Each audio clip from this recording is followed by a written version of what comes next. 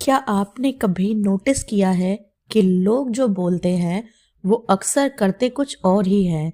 क्या कभी किसी पर भरोसा करके बाद में लगा है कि आप गलत समझ बैठे, या फिर ये सोचा है मैं बार बार वही गलती क्यों रिपीट करता या करती हूँ?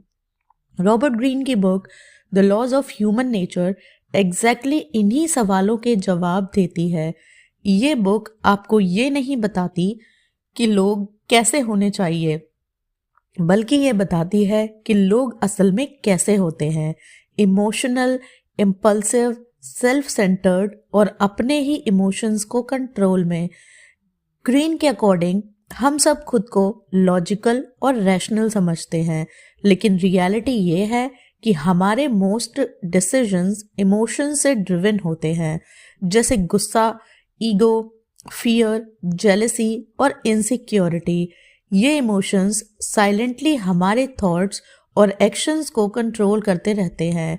जब तक हमें इसका एहसास नहीं होता, तब तक या तो हम दूसरों के हाथों मैनिपुलेट होते रहते हैं या फिर खुद अपनी लाइफ को सबोटाज कर देते हैं। इस बुक का सबसे इम्पोर्टेंट कॉन्सेप्ट है सेल्फ अवेयरनेस। रॉबर्ट ग्रीन कहते हैं, अगर आप दुनिया और लोगों को समझना चाहते हो तो सबसे पहले खुद को समझना सीखो। आपके इमोशनल ट्रिगर्स, आपका ईगो, आपकी इनसिक्योरिटीज, अगर ये सब आपके कंट्रोल में नहीं है तो ये ही आपकी सबसे बड़ी वीकनेस बन जाती है। लेकिन जैसे ही आप इन्हें पहचान लेते हो, ये वीकनेस धीरे धीरे पावर बन जाती है। The laws of human nature ये भी बताती है कि हर इंसान एक मास्क पहनता है।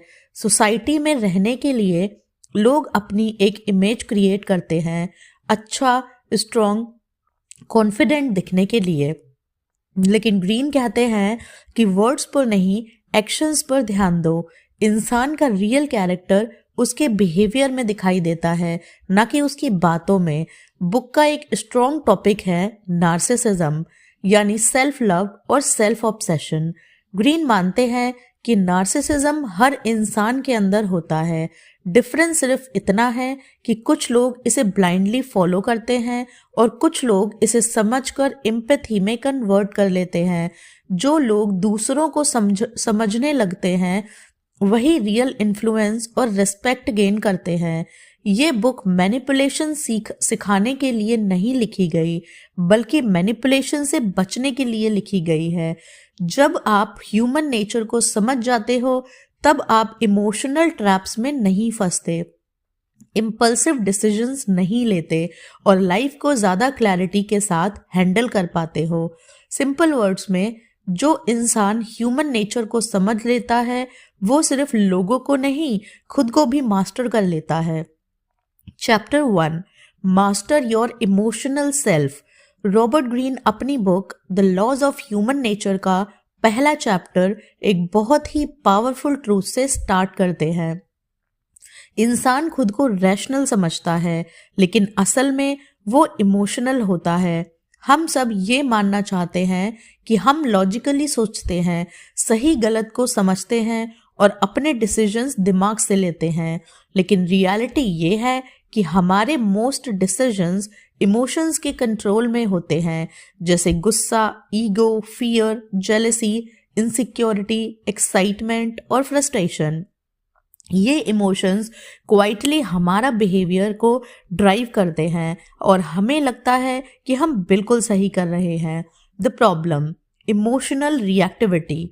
ग्रीन कहते हैं कि प्रॉब्लम इमोशंस का होना नहीं है, प्रॉब्लम है इमोशनल रिएक्टिविटी। जब हम इमोशनल हो जाते हैं, हम रिएक्ट करते हैं, सोचते नहीं। गुस्से में बोला गया एक वर्ड रिश्ता तोड़ देता है, लेकिन ईगो में लिया गया एक डिसीजन करियर बिगाड़ सकता है। फियर में लिया गया स्टेप हमें जिंदगी भर पीछे रख सकता है। इमोशंस का सबसे डेंजरस पार्ट ये है कि वो हमें ब्लाइंड कर देते हैं। जब हम इमोशनल होते हैं तब हम अपनी गलती देख नहीं पाते, दूसरों को ब्लेम करने लगते हैं, अपने रिएक्शंस को जस्टिफाई करते रहते हैं और सबसे बड़ी बात, हमें लगता है कि हम बिल्कुल सही हैं। The law of irrationality. इस चैप्टर का सेंट्रल कॉन्सेप्ट है the law of irrationality. Green के अकॉर्डिंग हर इंसान अपने आप को रैशनल समझता है, लेकिन हर इंसान के अंदर एक इरेशनल इमोशनल साइड होती है। हम अपने इमोशंस के लिए लॉजिकल रीजंस बना लेते हैं ताकि हमें गिल्ट या कंफ्यूजन फील ना हो। एग्जाम्पल के लिए, अगर हम गुस्से में किसी से लड़ पड़ते हैं तो बाद में कहते हैं उसकी ही गलती थी। अगर हम जेलस फील करते हैं तो बोलते हैं मैं बस सच बोल रहा हूँ। अगर हम फेल होते हैं तो ब्लेम सर्कमस्टांसेस पर डाल देते हैं। इस प्रोसेस को ग्रीन सेल्फ डिसेप्शन कहते हैं, यानी खुद को ही बेवकूफ़ बनाना। जब तक हम ये एक्सेप्ट नहीं करते कि हम इरेशनल हो सकते हैं, तब तक हम अपने बिहेवियर को इम्प्रूव नहीं कर सकते। Emotional self versus rational self. Green इस चैप्टर में 2 वर्जन्स ऑफ सेल्फ की बात करते हैं। इमोशनल सेल्फ जो इम्पल्सिव है, रिएक्ट करता है, इंस्टेंट सेटिस्फेक्शन चाहता है। रैशनल सेल्फ जो ऑब्जर्व करता है, सोचता है और लॉन्ग टर्म कॉन्सिक्वेंसेस देखता है। प्रॉब्लम ये है कि ज़्यादातर लोग अपनी पूरी लाइफ इमोशनल सेल्फ के कंट्रोल में जीते हैं। जब कोई उनकी ईगो को टच करता है, वो भड़क जाते हैं। जब कोई उनसे आगे निकलता है, जेलसी आ जाती है। जब सिचुएशन टफ होती है, फियर डिसीजंस ले लेते हैं। ग्रीन कहते हैं कि पावर और सक्सेस उन लोगों के पास होती है जो रैशनल सेल्फ को स्ट्रॉन्ग बनाते हैं। Pause is power. इस चैप्टर का सबसे प्रैक्टिकल लेसन है पॉज लो। जब भी कोई सिचुएशन आपको इमोशनली ट्रिगर करे, गुस्सा आए, हर्ट फील हो, ईगो रिएक्ट करे, एंजाइटी या फियर हो, तुरंत रिएक्ट मत करो, थोड़ा रुक जाओ। ये पॉज ही वो स्पेस क्रिएट करता है जहां से अवेयरनेस शुरू होती है। इस पॉज में खुद से पूछो, मैं इमोशनल हूं या रैशनल? अगर मैं अब रिएक्ट करूंगा, लॉन्ग टर्म रिजल्ट क्या होगा? क्या मैं बाद में इस डिसीजन पर रिग्रेट करूंगा? ये छोटा सा पॉज इमोशनल स्लेवरी से फ्रीडम की तरफ पहला स्टेप है। Emotional intelligence equals to real power. Greene emotional intelligence को सिर्फ दूसरों को समझने का टूल नहीं मानते, बल्कि खुद को कंट्रोल करने का वेपन मानते हैं। जो इंसान अपने इमोशंस को समझ लेता है, वही प्रेशर में भी काम रहता है, मैनिपुलेशन का शिकार नहीं बनता, क्लियर और स्ट्रैटेजिक डिसीजंस लेता है। इस चैप्टर में ग्रीन हिस्ट्री के पावरफुल लोगों के एग्जाम्पल्स देते हैं, जैसे लीडर्स और स्ट्रैटेजिस्ट जो इम्पल्सिव नहीं थे। वो अपनी इमोशंस को ऑब्जर्व करते थे, कंट्रोल करते थे और फिर एक्शन लेते थे। इसी वजह से वो केओटिक सिचुएशंस में भी एडवांटेज बना पाते थे। Emotional people are easy targets. Greene एक हार्श ट्रूथ बताते हैं, जो लोग इमोशनल होते हैं वो इजीली मैनिपुलेट होते हैं। अगर कोई आपको गुस्सा दिला सकता है तो वो आपको कंट्रोल भी कर सकता है। अगर कोई आपकी ईगो को फीड कर सकता है तो वो आपसे काम भी निकलवा सकता है। इसलिए इमोशनल मास्टरी सिर्फ पर्सनल ग्रोथ के लिए नहीं, बल्कि सेल्फ प्रोटेक्शन के लिए भी ज़रूरी है। इस चैप्टर का अल्टीमेट मैसेज सिंपल है लेकिन powerful. You can not control life, people और situations, but you can always control your emotional response. जो इंसान अपने आप इमोशंस को मास्टर बन कर लेता है, वो रिएक्ट नहीं करता, रिस्पॉन्ड करता है। वो मैनिपुलेट नहीं होता, वो लाइफ के केओस में भी क्लैरिटी मेंटेन करता है। और यहीं से the laws of human nature की जर्नी शुरू होती है, खुद को समझने से, ताकि दुनिया आपको कंट्रोल ना कर सके। Chapter 2, transform self love into empathy. Robert Greene इस चैप्टर में एक अनकंफर्टेबल सच सामने रखते हैं। हर इंसान नार्सिसिस्टिक होता है। फर्क सिर्फ इतना है कि कुछ लोग इसे समझकर कंट्रोल कर लेते हैं और कुछ लोग इसके स्लेव बन जाते हैं। हम अक्सर नार्सिसिज्म को सिर्फ सेल्फिश या ईगोस्टिक लोगों से जोड़ देते हैं, लेकिन ग्रीन के अकॉर्डिंग नार्सिसिज्म ह्यूमन नेचर के डिफॉल्ट मोड है। बचपन से ही हम अपनी नीड्स, इमोशंस और डिजायर्स को सेंटर में रखकर दुनिया को देखते हैं। बड़े होने के बाद भी ये टेंडेंसी कंप्लीटली खत्म नहीं होती, सिर्फ छुप जाती है। What is narcissism as per Robert Greene? इसका मतलब सिर्फ सेल्फ लव नहीं बल्कि अटेंशन, वैलिडेशन और इम्पोर्टेंस की भूख है। हम चाहते हैं लोग हमें नोटिस करें, हमारी बात सुनी जाए, हमारी वैल्यू मानी जाए। ये डिजायर नेचुरल है। प्रॉब्लम तब शुरू होती है जब ये डिजायर एक्सेसिव हो जाती है और हम सिर्फ अपने बारे में सोचने लगते हैं। ग्रीन 2 टाइप्स ऑफ नार्सिसिज्म बताते हैं। डीप नार्सिसिस्ट, ये लोग सिर्फ अपने आप को ही देखते हैं, इनमें एम्पैथी कम होती है, ये अटेंशन के बिना इनसिक्योर हो जाते हैं और क्रिटिसिज्म को बर्दाश्त नहीं कर पाते। हेल्थी नार्सिसिस्ट, ये लोग अपने सेल्फ लव को एम्पैथी और अवेयरनेस में कन्वर्ट कर लेते हैं। ये दूसरों के इमोशंस को समझते हैं, सुनते हैं और कनेक्ट करते हैं। इस चैप्टर का गोल है डीप नार्सिसिज्म से हेल्दी नार्सिसिज्म की तरफ शिफ्ट करना, द नार्सिसिस्टिक स्पेक्ट्रम। ग्रीन कहते हैं कि नार्सिसिज्म एक स्केल पर होता है, कोई कंप्लीटली सेल्फलेस नहीं होता और कोई 24/7 नार्सिसिस्ट भी नहीं होता। सिचुएशन के हिसाब से हम सब नार्सिसिस्टिक हो जाते हैं। जब हम इग्नोर फील करते हैं, जब हमें क्रेडिट नहीं मिलता, जब कोई हमसे आगे निकल जाता है, ऐसे मोमेंट्स में हमारा फोकस तुरंत मैं पर आ जाता है। अगर हम अवेयर नहीं होते तो ये हैबिट स्ट्रॉन्ग होती जाती है। Dangers of deep narcissism, green बताते हैं कि डीप नार्सिसिस्ट दूसरों की बात सुनते नहीं, हर चीज अपने बेनिफिट के लेंस से देखते हैं। क्रिटिसिज्म को पर्सनल अटैक मान लेते हैं, स्लोली लोगों को अपने से दूर कर देते हैं। ऐसे लोग शॉर्ट टर्म में पावरफुल लग सकते हैं लेकिन लॉन्ग टर्म में आइसोलेटेड हो जाते हैं। रिलेशनशिप्स टूट जाते हैं, ट्रस्ट खत्म हो जाता है और ये लोग हमेशा इनसिक्योर रहते हैं। सबसे बड़ी प्रॉब्लम ये है कि डीप नार्सिसिस्ट खुद को समझ नहीं पाते। उन्हें लगता है दुनिया उनके खिलाफ है जबकि असल प्रॉब्लम उनका बिहेवियर होता है। The solution, empathy. ग्रीन का सॉल्यूशन सिंपल है पर इजी नहीं। एम्पैथी डेवलप करो। एम्पैथी का मतलब सिर्फ अच्छा बनना नहीं बल्कि दूसरों के पर्सपेक्टिव से दुनिया को देखना है। जब आप किसी के इमोशंस, फियर्स और मोटिवेशंस को समझने लगते हो तब आप बेहतर कम्युनिकेटर बनते हो, स्ट्रॉन्ग रिलेशनशिप्स बनाते हो, इन्फ्लुएंस गेन करते हो। ग्रीन कहते हैं empathy is the highest form of human intelligence. Empathy narcissism का ऑपोजिट नहीं है बल्कि ये नार्सिसिज्म का इवॉल्व्ड फॉर्म है। जब आप दूसरों को जेन्युइनली समझने लगते हो तो आपकी सेल्फ वर्थ भी स्टेबल हो जाती है। आपको बार बार वैलिडेशन की जरूरत नहीं पड़ती। How to practice empathy, observe, don't जज। लोगों के एक्शंस को जज करने से पहले उनकी सिचुएशन समझो। हर बिहेवियर के पीछे कोई ना कोई इमोशनल रीजन होता है। Listen more than you speak. Narcissistic लोग ज्यादा बोलते हैं, एम्पैथेटिक लोग ज्यादा सुनते हैं। जब आप किसी को सुनते हो आप उसके दिल तक पहुंचते हो। Shift focus away from me. Conversation में बार बार अपनी स्टोरी लाने के बजाय सामने वाले पर फोकस करो।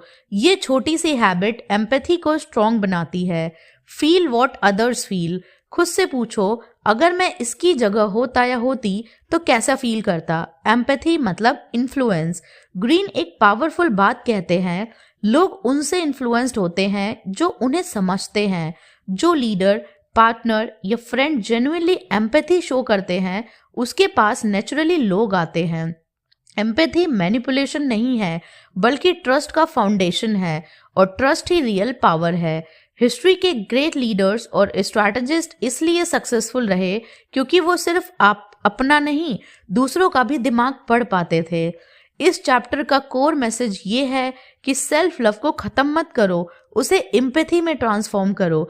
जब आप अपने ईगो को ऑब्जर्व करते हो, वैलिडेशन की भूख को कंट्रोल करते हो, दूसरों के इमोशंस को वैल्यू देते हो, तब आप सिर्फ बेटर ह्यूमन नहीं बनते बल्कि स्ट्रॉन्गर, वाइजर और मोर इन्फ्लुएंशियल भी बनते हो। The laws of human nature यहीं से नेक्स्ट लेवल पर जाती है। अपने इनर फ्लॉज को एक्सेप्ट करके उन्हें स्ट्रेंथ में बदलने की journey. Chapter 3, see through people's masks. Robert Greene इस चैप्टर में एक बहुत ही प्रैक्टिकल और आई ओपनिंग लॉ पर बेस्ड है। लोग जो दिखाते हैं वो अक्सर वो नहीं होते जो वो असल में होते हैं। सोसाइटी में रहने के लिए हर इंसान एक मास्क पहनता है, एक इमेज, एक पर्सनालिटी जो वो दुनिया को दिखाना चाहता है। ये मास्क लोगों को एक्सेप्टेबल, पावरफुल, काइंड या सक्सेसफुल दिखाने में हेल्प करता है। प्रॉब्लम तब होती है जब हम मास्क को ही रियलिटी मान लेते हैं। Why people wear mask?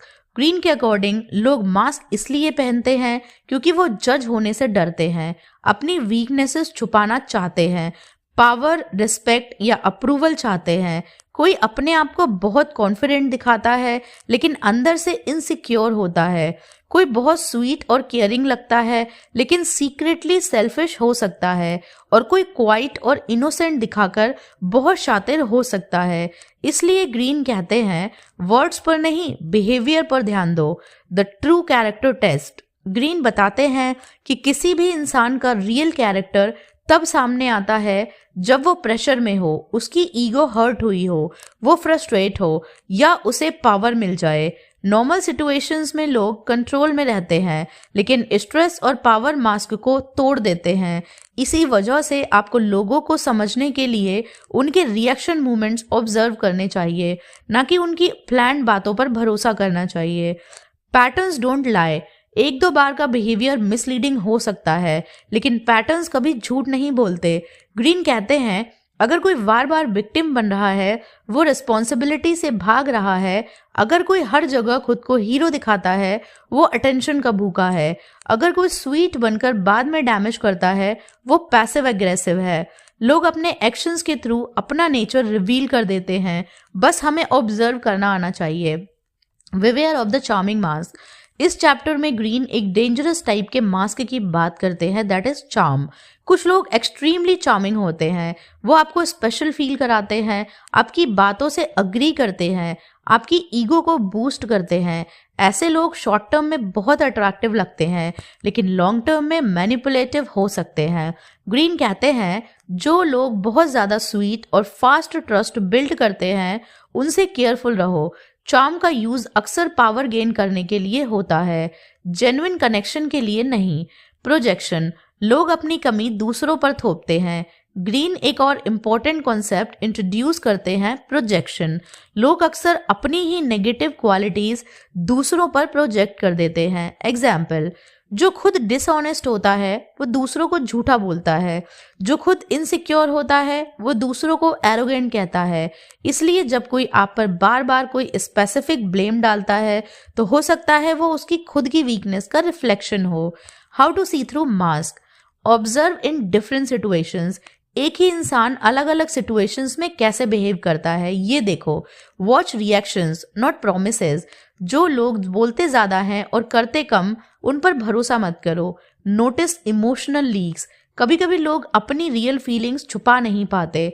Body language, tone, irritation सब कुछ लीक कर देता है। Give them time. मास्क हमेशा पहने रहना मुश्किल होता है, टाइम के साथ रियल नेचर सामने आ ही जाता है। Why this law protects you.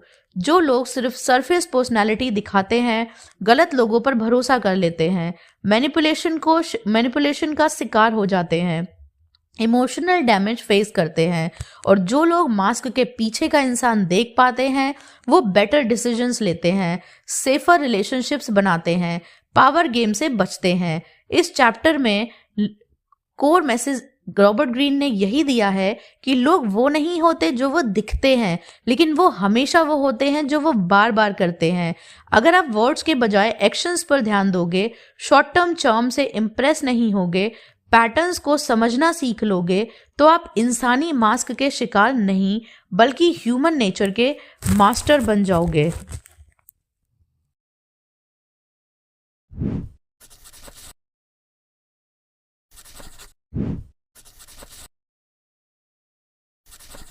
Chapter 4.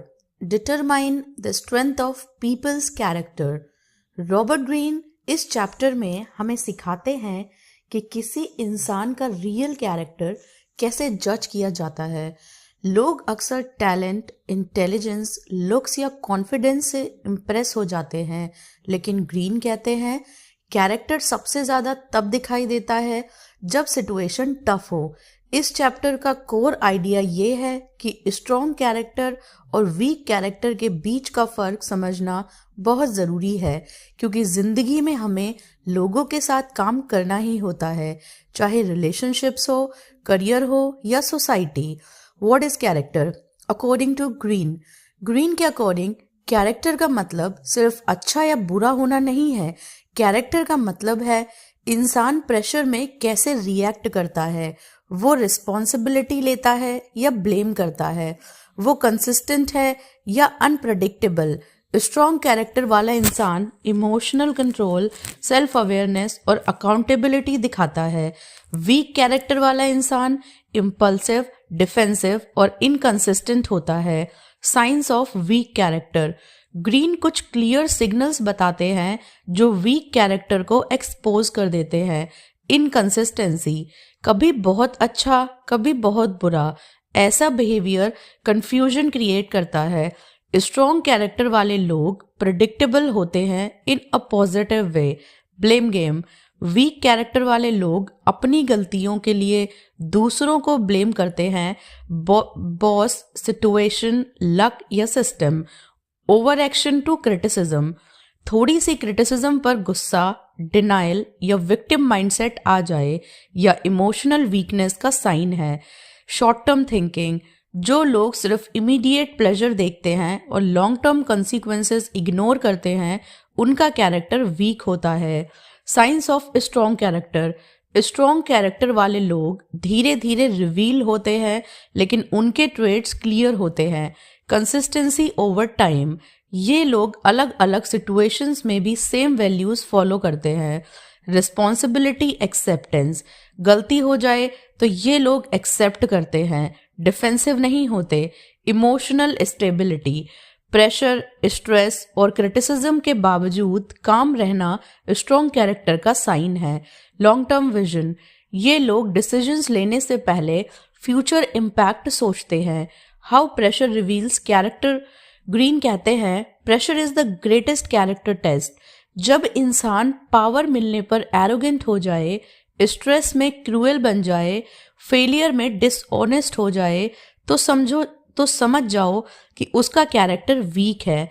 Strong character वाले लोग पावर को रिस्पॉन्सिबली यूज करते हैं और फेलियर को लर्निंग बना लेते हैं।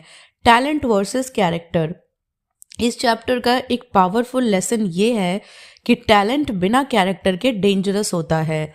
स्मार्ट, चार्मिंग या स्किल्ड लोग अगर इमोशनली वीक हैं तो वो लॉन्ग टर्म में केओस क्रिएट करते हैं, खुद के लिए भी और दूसरों के लिए भी। ग्रीन कहते हैं talent makes you shine but character makes you last. इसलिए लोगों को जज करते वक्त सिर्फ उनकी अचीवमेंट्स नहीं बल्कि उनका बिहेवियर ओवर टाइम देखो।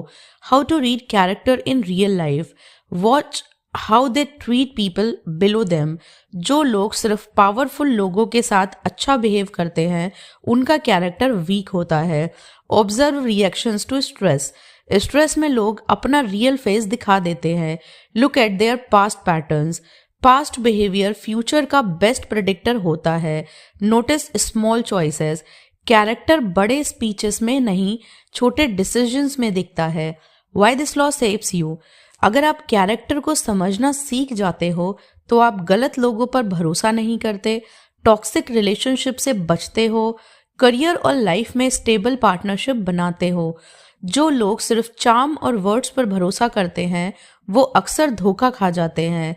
फाइनल लेसन, इस चैप्टर का एसेंस ये है कैरेक्टर वो होता है जो तब सामने आता है जब कोई देख नहीं रहा होता। अगर आप लोगों के बिहेवियर को टाइम के साथ ऑब्जर्व करोगे, प्रेशर और पावर के मूवमेंट्स पर ध्यान दोगे, कंसिस्टेंसी को वैल्यू दोगे, तो आप लोगों के ट्रू नेचर को पहचान लोगे और अपनी लाइफ को अननेसेसरी डैमेज से बचा लोगे। Chapter 5, become a student of human nature. इस चैप्टर का सेंट्रल मैसेज सिंपल है लेकिन लाइफ चेंजिंग। अगर आप लोगों से बार बार हर्ट होते हो, कंफ्यूज होते हो या गलत डिसीजंस लेते हो तो रीजन लक नहीं, इग्नोरेंस ऑफ ह्यूमन नेचर है। रॉबर्ट ग्रीन कहते हैं कि हमें लोगों से शिकायत कम और ह्यूमन नेचर का स्टडी ज़्यादा करना चाहिए। Why studying human nature is necessary. हम बचपन से ये एक्सपेक्ट करते हैं कि लोग फेयर होंगे, ऑनेस्ट होंगे, लॉजिकल डिसीजंस लेंगे, लेकिन रियलिटी ये है कि इंसान इमोशनल, बायस्ड और सेल्फ इंटरेस्टेड होता है। जब हम अनरियलिस्टिक एक्सपेक्टेशंस रखते हैं तब हम डिसअपॉइंटमेंट फील करते हैं। ग्रीन कहते हैं don't moralize people, study them. इस चैप्टर में ग्रीन हमें विक्टिम माइंडसेट से निकालकर ऑब्जर्वर माइंडसेट सिखाते हैं। From judgement to observation. Most of the people, लोग जब किसी का बिहेवियर देखते हैं तो तुरंत जज कर देते हैं, ये गलत है, ये टॉक्सिक है, ये बेवकूफ़ है। लेकिन जजमेंट हमें ब्लाइंड कर देता है। जब हम जज करते हैं हम समझना बंद कर देते हैं। ग्रीन कहते हैं कि स्टूडेंट ऑफ ह्यूमन नेचर बनने का मतलब है जज नहीं, ऑब्जर्व करना। ऑब्जर्वेशन का मतलब लोग क्या बोलते हैं से ज़्यादा वो क्या करते हैं। एक इंसिडेंट नहीं, रिपीटेड बिहेवियर। इमोशन के मूवमेंट्स में रिएक्शन। जैसे साइंटिस्ट एक्सपेरिमेंट ऑब्जर्व करता है वैसे ही आप लोगों को ऑब्जर्व करो इमोशंस के बिना। Everyone has a pattern. Green का एक पावरफुल आइडिया है, हर इंसान का एक पैटर्न होता है। लोग रैंडम नहीं होते, उनके fears, desires, insecurities, emotional triggers सब रिपीट होते रहते हैं। अगर कोई हर जगह खुद को विक्टिम दिखाता है तो वो रिस्पॉन्सिबिलिटी से भागता है। अगर कोई हर जगह कंट्रोल चाहता है तो वो इनसिक्योर होता है। स्टूडेंट ऑफ ह्यूमन नेचर बनने के लिए आपको पैटर्न्स पहचानना आना चाहिए। Self study comes first. Green clear कहते हैं दूसरों को समझने से पहले खुद को समझो। अगर आप अपने ईगो, इमोशनल ट्रिगर्स, बायसेस को नहीं समझते तो आप लोगों को ऑब्जेक्टिवली कभी नहीं देख पाओगे। आप अपनी ही इनसिक्योरिटीज को दूसरों पर प्रोजेक्ट करोगे। इस चैप्टर में ग्रीन सजेस्ट करते हैं अपनी रिएक्शंस को नोट करो। पूछो मैं इतना रिएक्ट क्यों कर रहा हूँ। अपने इमोशनल वीक पॉइंट्स आइडेंटिफाई करो। जब आप खुद को स्टडी करते हो तब आप दूसरों को भी क्लियरली देख पाते हो। Don't take behaviour personally. Student of human nature का एक गोल्डन रूल है, लोग जो करते हैं वो ज़्यादातर उनके बारे में होता है, आपके बारे में नहीं। कोई रूड बिहेव करता है, हो सकता है वो स्ट्रेस्ड हो। कोई जेलस दिखाता है, हो सकता है वो इनसिक्योर हो। कोई डिस्टेंस बना रहा है, हो सकता है वो फियर से ड्रिवन हो। जब आप हर चीज़ पर्सनल लेना बंद कर देते हो तो आप इमोशनली फ्री हो जाते हो और इमोशनल फ्रीडम ही क्लैरिटी लाती है। Learn from history and stories. Green कहते हैं कि ह्यूमन नेचर को समझने का बेस्ट तरीका है हिस्ट्री, बायोग्राफीज एंड लिटरेचर। क्योंकि ह्यूमन नेचर चेंज नहीं होती, सिर्फ कॉस्ट्यूम्स चेंज होते हैं। जो जेलसी, पावर, हंगर और फियर आज है वही 500 साल पहले भी था। जब आप पास्ट के लोगों के राइज और फॉल को स्टडी करते हो तो आप प्रेजेंट के लोगों को भी समझने लगते हो। इमोशनल डिटैचमेंट कोल्डनेस के इक्वल नहीं होता। ग्रीन क्लैरिफाई करते हैं कि स्टूडेंट ऑफ ह्यूमन नेचर बनने का मतलब कोल्ड या हर्टलेस बनना नहीं है। इसका मतलब है रिएक्ट कम करना, ऑब्जर्व ज़्यादा करना, इमोशन के ऊपर क्लैरिटी लाना। जब आप इमोशनली डिटैच्ड होते हो तब आप बेटर डिसीजंस लेते हो, मैनिपुलेशन से बचते हो, रिलेशनशिप्स को ज़्यादा इंटेलिजेंटली हैंडल करते हो। Common mistake people make. Green एक वार्निंग देते हैं, सिर्फ नॉलेज का यूज़ दूसरों को जज या कंट्रोल करने के लिए मत करो।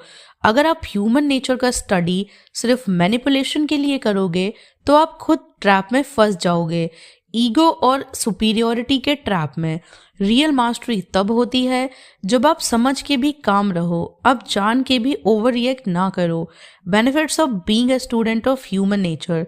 जब आप इस लॉ को फॉलो करते हो आप कम हर्ट होते हो, आप लोगों से सरप्राइज होना बंद कर देते हो, आप रियलिस्टिक एक्सपेक्टेशंस रखते हो, आप इमोशनली मैच्योर हो जाते हो और सबसे इम्पॉर्टेंट आप अपनी लाइफ का कंट्रोल वापस ले लेते हो। इस चैप्टर का एसेंस है लोगों से फाइट मत करो, उन्हें समझने की प्रैक्टिस करो। जब आप जज करना छोड़ देते हो, ऑब्जर्व करना सीख लेते हो, ह्यूमन नेचर को एक्सेप्ट कर लेते हो, तब लाइफ ज़्यादा प्रिडिक्टेबल, मैनेजेबल और पीसफुल हो जाती है। Chapter 6 heighten your perspective. इस चैप्टर का कोर मैसेज है ज़्यादातर लोग छोटी पिक्चर देखकर डिसीजन लेते हैं और इसी वजह से गलतियां करते हैं।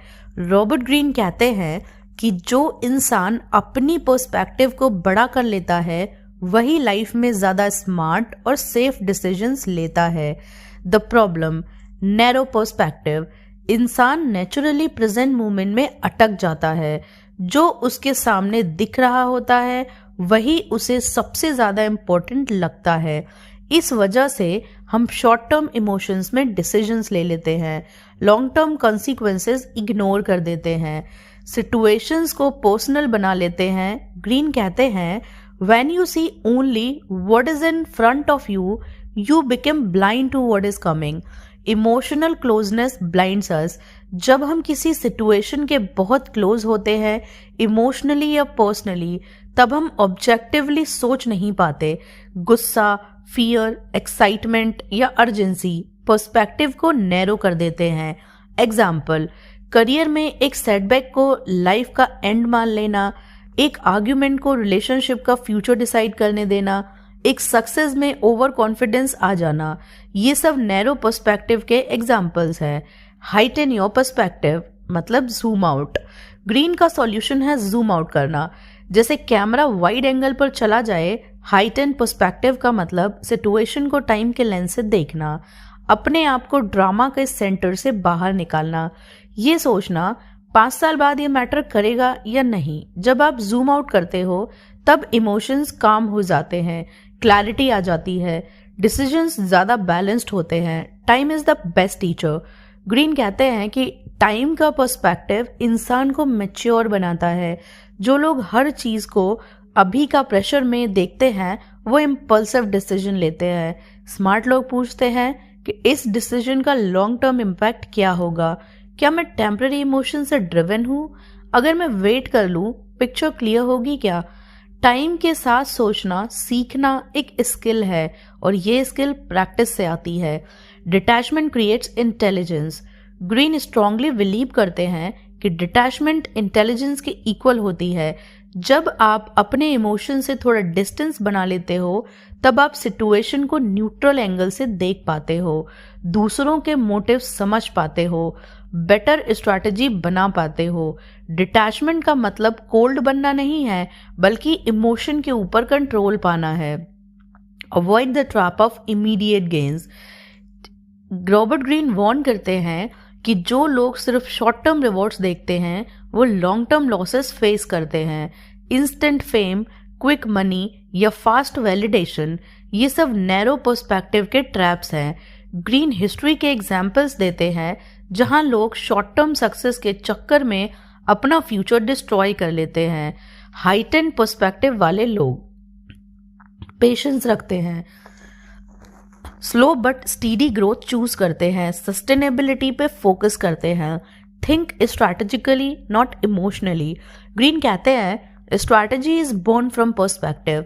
जब आप अपनी पर्सपेक्टिव को बड़ा कर लेते हो तब आप रिएक्ट नहीं करते, प्लान करते हो, सिचुएशन के पीछे का पैटर्न देखते हो, अपनी एनर्जी सही जगह इन्वेस्ट करते हो। इस चैप्टर का फोकस है इमोशनल इंटेलिजेंस को स्ट्रैटेजिक इंटेलिजेंस में बदलना। Step back before you act. एक प्रैक्टिकल रूल जो ग्रीन सजेस्ट करते हैं, एक्शन लेने से पहले स्टेप बैक लो। कोई भी major decision, career, relationship, conflict में थोड़ा वेट करो, सिचुएशन को थर्ड पर्सन एंगल से देखो, अपने इमोशंस सेटल होने दो। ये छोटा सा स्टेप बड़े डैमेज से बचा सकता है। Growth comes from perspective. जब आप हर एक्सपीरियंस को लर्निंग के एंगल से, लॉन्ग टर्म ग्रोथ के एंगल से, बिगर पिक्चर के एंगल से देखने लगते हो तब फेलियर्स भी वैल्यूएबल लेसन बन जाते हैं। इस चैप्टर का अल्टीमेट मैसेज है जो लोग छोटी पिक्चर देखते हैं वो छोटी सोच के शिकार होते हैं। जो पर्सपेक्टिव बड़ा करते हैं वो लाइफ को मास्टर कर लेते हैं। अगर आप इमोशन से थोड़ा डिस्टेंस बनाओगे, टाइम और कॉन्टेक्स्ट के साथ सोचोगे, शॉर्ट टर्म से ऊपर उठकर देखोगे, तो आप गलतियां कम करोगे और स्मार्ट डिसीजंस ज़्यादा लोगे। Chapter 7, soften people's resistance by confirming their self opinion. इस चैप्टर का एक बहुत प्रैक्टिकल और पावरफुल सोशल लॉ बताता है। हर इंसान अपनी सेल्फ इमेज को प्रोटेक्ट करना चाहता है। अगर आप सीधा किसी को क्रिटिसाइज, करेक्ट या चैलेंज करते हो तो उसके अंदर तुरंत रेजिस्टेंस आ जाती है, चाहे आप सही ही क्यों ना हो। रॉबर्ट ग्रीन कहते हैं कि लोग फैक्ट से कम फीलिंग से ज़्यादा रिएक्ट करते हैं और सबसे सेंसिटिव फीलिंग होती है मैं अपने बारे में क्या सोचता हूँ। The core idea, self opinion is sacred. हर इंसान के दिमाग में अपनी एक इमेज होती है। मैं इंटेलिजेंट हूँ, मैं ऑनेस्ट हूँ, मैं केयरिंग हूँ और मैं स्ट्रॉन्ग भी हूँ। जब आप किसी के वर्ड्स या एक्शन से इस इमेज को थ्रेटन कर देते हो तो वो डिफेंसिव हो जाता है, जस्टिफाई करने लगता है, सुनना बंद कर देता है। इसलिए ग्रीन कहते हैं डायरेक्ट अटैक से लोग नहीं बदलते बल्कि और जिद्दी हो जाते हैं। Why people resist so much? Resistance का रीजन ईगो है। इंसान के लिए अपनी गलती मानना इमोशनली पेनफुल होता है क्योंकि उसकी सेल्फ वर्थ को हिट लगता है, उसे वीक फील होता है, उसे कंट्रोल खोने का डर होता है।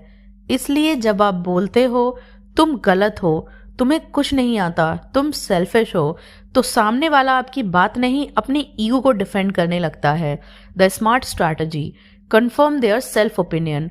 ग्रीन का स्ट्रैटेजी सिंपल है पर इफेक्टिव। लोगों की सेल्फ इमेज को पहले कंफर्म करो, फिर उन्हें इन्फ्लुएंस करो। इसका मतलब झूठी तारीफ करना नहीं है, बल्कि उनके अच्छे ट्रेड्स को एक्नॉलेज करना, उन्हें रिस्पेक्टेड और अंडरस्टूड फील करवाना। एग्जाम्पल, तुम बहुत केयरलेस हो, मुझे पता है तुम रिस्पॉन्सिबल हो, बट इसलिए मुझे लगा ये चीज़ मिस हो गई। इस सेकेंड लाइन में सेल्फ इमेज सेफ रहती है, रेजिस्टेंस कम होती है, कॉन्वर्सेशन ओपन रहती है। Compliments as a psychological tool. Greene कहते हैं कि सिंसियर अप्रिसिएशन लोगों को सॉफ्टन कर देता है। जब आप किसी को ये फील कराते हो कि तुम केपेबल हो, तुम समझदार हो, तुम इम्पोर्टेंट हो, तो वो आपकी बात सुनने के लिए मेंटली रेडी हो जाता है। लेकिन वार्निंग, फेक या ओवर द टॉप प्रेज लोग पहचान लेते हैं, इसलिए स्पेसिफिक बनो, जेन्युइन रहो और ओवरयूज मत करो। Let them feel they are right. इस चैप्टर का एक स्ट्रॉन्ग पॉइंट है, लोग खुद को सही फील करना चाहते हैं। अगर आप चाहते हो कि कोई आपकी बात माने, उसे सीधा गलत मत बोलो, उसे खुद सोचने दो, उसे सॉल्यूशन तक खुद पहुंचने दो। जब सॉल्यूशन उनका लगता है, रेजिस्टेंस जीरो हो जाती है। Mirror there values. हर इंसान अपने कुछ कोर वैल्यूज के साथ जीता है। Honesty, loyalty, intelligence, hard work, kindness. Green suggest करते हैं अपनी बात को उनके वैल्यूज के फ्रेम में प्रेजेंट करो। अगर कोई खुद को ऑनेस्ट मानता हो तो बोलो, तुम जैसे ऑनेस्ट लोग यूजुअली अप्रोच चूज करते हैं। इसे आप उनकी आइडेंटिटी को रीइंफोर्स करते हो, अपनी बात इनडायरेक्टली रखते हो। What not to do. Greene कुछ कॉमन मिस्टेक्स बताते हैं। पब्लिक में क्रिटिसाइज करना, सरकास्टिक टोन यूज करना, मैं सही हूँ तुम गलत हो एटीट्यूड, ये सब ईगो को डायरेक्टली हिट करता है और कॉन्वर्सेशन को वॉर बना देता है। Why this law works everywhere. ये लॉ रिलेशनशिप्स में, वर्क प्लेस में, पेरेंटिंग में, लीडरशिप में, हर जगह काम करता है। जो लीडर लोगों की सेल्फ इमेज को रिस्पेक्ट करता है, उसके साथ लोग नेचुरली कोऑपरेट करते हैं। जो पार्टनर अप्रिसिएशन देता है, उसे ज़्यादा अंडरस्टैंडिंग मिलती है। Power without conflict. ग्रीन का मानना है ट्रू इन्फ्लुएंस लाउड नहीं होता। जो लोग फोर्स, आर्ग्यूमेंट्स और डोमिनेंस यूज करते हैं वो शॉर्ट टर्म जीत सकते हैं, लेकिन लॉन्ग टर्म रेजिस्टेंस क्रिएट करते हैं। जो लोग ईगो को समझकर हैंडल करते हैं वो क्वाइटली पावरफुल बन जाते हैं। इस चैप्टर का एसेंस है लोगों को बदलना है तो उनके ईगो से लड़ने के बजाय उसे प्रोटेक्ट करो। अगर आप लोगों को रिस्पेक्टेड फील कराओगे, उनकी सेल्फ इमेज को एक्नॉलेज करोगे, डायरेक्ट अटैक से बचोगे, तो आप बिना कन्फ्लिक्ट के इन्फ्लुएंस बिल्ड करोगे, रेजिस्टेंस तोड़ोगे और स्ट्रॉन्गर रिलेशनशिप्स बनाओगे।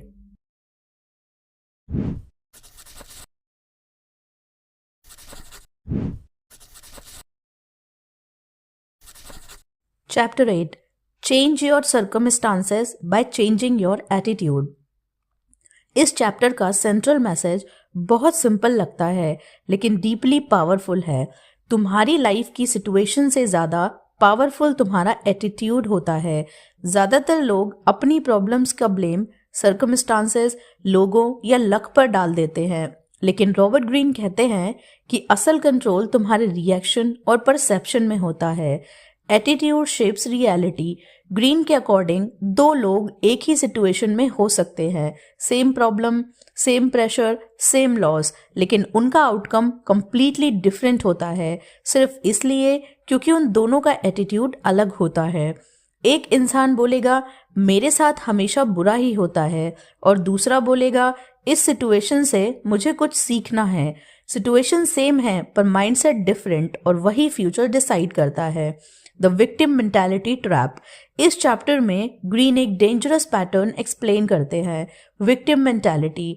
विक्टिम मेंटालिटी वाले लोग हमेशा कंप्लेन करते हैं, खुद को पावरलेस समझते हैं, दूसरों को ब्लेम करते रहते हैं, रिस्पॉन्सिबिलिटी लेने से बचते हैं। ऐसे लोग बोलते हैं सिस्टम ही खराब है, लोग मेरे अगेंस्ट हैं, मेरी किस्मत ही खराब है। ग्रीन कहते हैं जब तक तुम खुद को विक्टिम मानते रहोगे तब तक तुम पावरफुल नहीं बन सकते। विक्टिम बनने का मतलब है अपनी पावर किसी और को दे देना, रेडिकल रिस्पॉन्सिबिलिटी। इस चैप्टर का एक स्ट्रॉन्ग कॉन्सेप्ट है रेडिकल रिस्पॉन्सिबिलिटी। इसका मतलब ये नहीं कि हर गलती तुम्हारी ही है, बल्कि तुम्हारी लाइफ का रिस्पॉन्स तुम्हारी जिम्मेदारी है। चाहे सिचुएशन तुमने चूज ना की हो, तुम्हारी रिएक्शन, तुम्हारा एटीट्यूड, तुम्हारा नेक्स्ट स्टेप, ये सब तुम चूज करते हो। जिस दिन इंसान ये एक्सेप्ट कर लेता है उस दिन से वो हेल्पलेस से सेल्फ डायरेक्टेड बन जाता है। रीफ्रेमिंग, माइंड का गेम। ग्रीन एक साइकोलॉजिकल टूल बताते हैं जिसे कहते हैं रीफ्रेमिंग। रीफ्रेमिंग का मतलब है सिचुएशन को बदलना नहीं बल्कि उसका मीनिंग बदलना। एग्जाम्पल, ये फेलियर मेरी लाइफ खत्म कर देगा, ये फेलियर मुझे स्ट्रॉन्ग और स्मार्ट बनाएगा। जो लोग रीफ्रेमिंग सीख लेते हैं प्रेशर में भी काम रहते हैं, प्रॉब्लम्स को अपॉर्चुनिटीज में बदलते हैं, इमोशनल ब्रेकडाउन से बचते हैं। Mood is कॉन्टैजियस। ग्रीन कहते हैं कि एटीट्यूड सिर्फ पर्सनल नहीं होता, वो कॉन्टैजियस होता है। अगर तुम हमेशा नेगेटिव, सिनिकल, बिटर रहोगे तो लोग अनकॉन्शियसली तुमसे दूर होने लगेंगे, और अगर तुम काम, पॉजिटिव, सॉल्यूशन ओरिएंटेड रहोगे तो लोग नेचुरली तुम्हारी तरफ अट्रैक्ट होंगे। इसलिए लीडर्स अपने मूड को कंट्रोल करते हैं क्योंकि उनका मूड पूरे इन्वायरमेंट को अफेक्ट करता है। Don't let circumstances define you. Green history के एग्जाम्पल्स देते हैं जहां लोग जेल में भी मेंटली फ्री थे, फेलियर के बाद भी कॉन्फिडेंट रहे, लॉस के बाद भी फोकस्ड रहे। उनका सीक्रेट ये था, उन्होंने अपनी आइडेंटिटी को सर्कमस्टांसेस से अटैच नहीं किया। तुम जॉब हो, रिलेशनशिप हो या सिचुएशन हो, तुम उससे ज्यादा हो। Practical attitude shift. इस चैप्टर में कुछ प्रैक्टिकल शिफ्ट सजेस्ट करते हैं Robert Greene. Number 1, observe your inner dialogue. तुम अपने आप किसी से कैसे बात करते हो? क्या तुम खुद को ब्लेम करते हो या खुद को गाइड करते हो? Number 2, choose long term view. हर सिचुएशन टेम्पररी होती है, शॉर्ट टर्म पेन को लॉन्ग टर्म ग्रोथ के लेंस से देखो। Number 3, control what you can. हर चीज कंट्रोल में नहीं होती, लेकिन एफर्ट, प्रिपरेशन, रिस्पॉन्स हमेशा तुम्हारे कंट्रोल में होते हैं। From reaction to response. Greene का कहना है रिएक्शन ऑटोमेटिक होता है, रिस्पॉन्स कॉन्शियस होता है। जब तुम रिएक्ट करते हो इमोशन ड्राइव करता है, जब तुम रिस्पॉन्ड करते हो अवेयरनेस गाइड करती है। ये डिफरेंस ही मैच्योर और इमैच्योर पर्सन के बीच का गैप है। इस चैप्टर का फाइनल मैसेज क्रिस्टल क्लियर है, तुम्हारी पावर तुम्हारी सिचुएशन में नहीं, तुम्हारे एटीट्यूड में होती है। अगर तुम अपनी मेंटालिटी चेंज कर लोगे, विक्टिम माइंडसेट छोड़ दोगे, रिस्पॉन्सिबिलिटी लेना सीख लोगे, तो धीरे धीरे सर्कमस्टांसेस शिफ्ट होने लगेंगे। लोग तुम्हें डिफरेंटली ट्रीट करने लगेंगे। तुम खुद को ज़्यादा स्ट्रॉन्ग फील करोगे। Chapter 9, confront your dark side. इस चैप्टर में रॉबर्ट ग्रीन कहते हैं कि सबसे अनकंफर्टेबल लेकिन सबसे ज़्यादा ट्रांसफॉर्मेशनल पार्ट यही है हमारी लाइफ का। इस चैप्टर का कोर ट्रुथ है, हर इंसान के अंदर एक डार्क साइड होती है।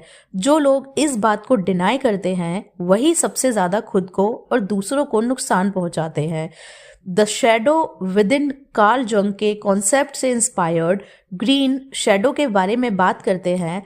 शैडो का मतलब है वो डिज़ायर्स जो तुम एक्सेप्ट नहीं करते, वो इमोशंस जो हम दबा लेते हैं, वो ट्रेट्स जो हमें बुरे लगते हैं, जैसे jealousy, anger, greed, need for money, attention की भूख। सोसाइटी हमें सिखाती है कि गुड बनो, इसलिए हम अपनी डार्क टेंडेंसीज को सप्रेस कर देते हैं, लेकिन सप्रेस करना उन्हें ख़त्म नहीं करता, बल्कि वो और स्ट्रॉन्ग हो जाती है। Denial is dangerous. ग्रीन कहते हैं जो अपनी डार्क साइड को नहीं मानता वही उसका स्लेव बन जाता है। जब हम डिनाई करते हैं मैं कभी जेलस नहीं होता, मेरे अंदर गुस्सा ही नहीं है, मैं सेल्फिश नहीं हूँ, तब वही इमोशंस अनकॉन्शियसली हमारे एक्शंस कंट्रोल करने लगते हैं। और जब कंट्रोल अनकॉन्शियस होता है तो मिस्टेक्स और सेल्फ सैबोटाज होता है। प्रोजेक्शन, दूसरों में खुद को देखना। इस चैप्टर का एक पावरफुल कॉन्सेप्ट है प्रोजेक्शन। प्रोजेक्शन का मतलब अपनी बुरी क्वालिटीज़ को दूसरों में देखना। एग्जाम्पल, जो खुद इनसिक्योर होता है वो दूसरों को इनसिक्योर बोलता है, जो खुद डिसऑनेस्ट होता है वो सब पर डाउट करता है। ये एक साइकोलॉजिकल डिफेंस है ताकि हम अपनी डार्क साइड को फेस ना करना पड़े।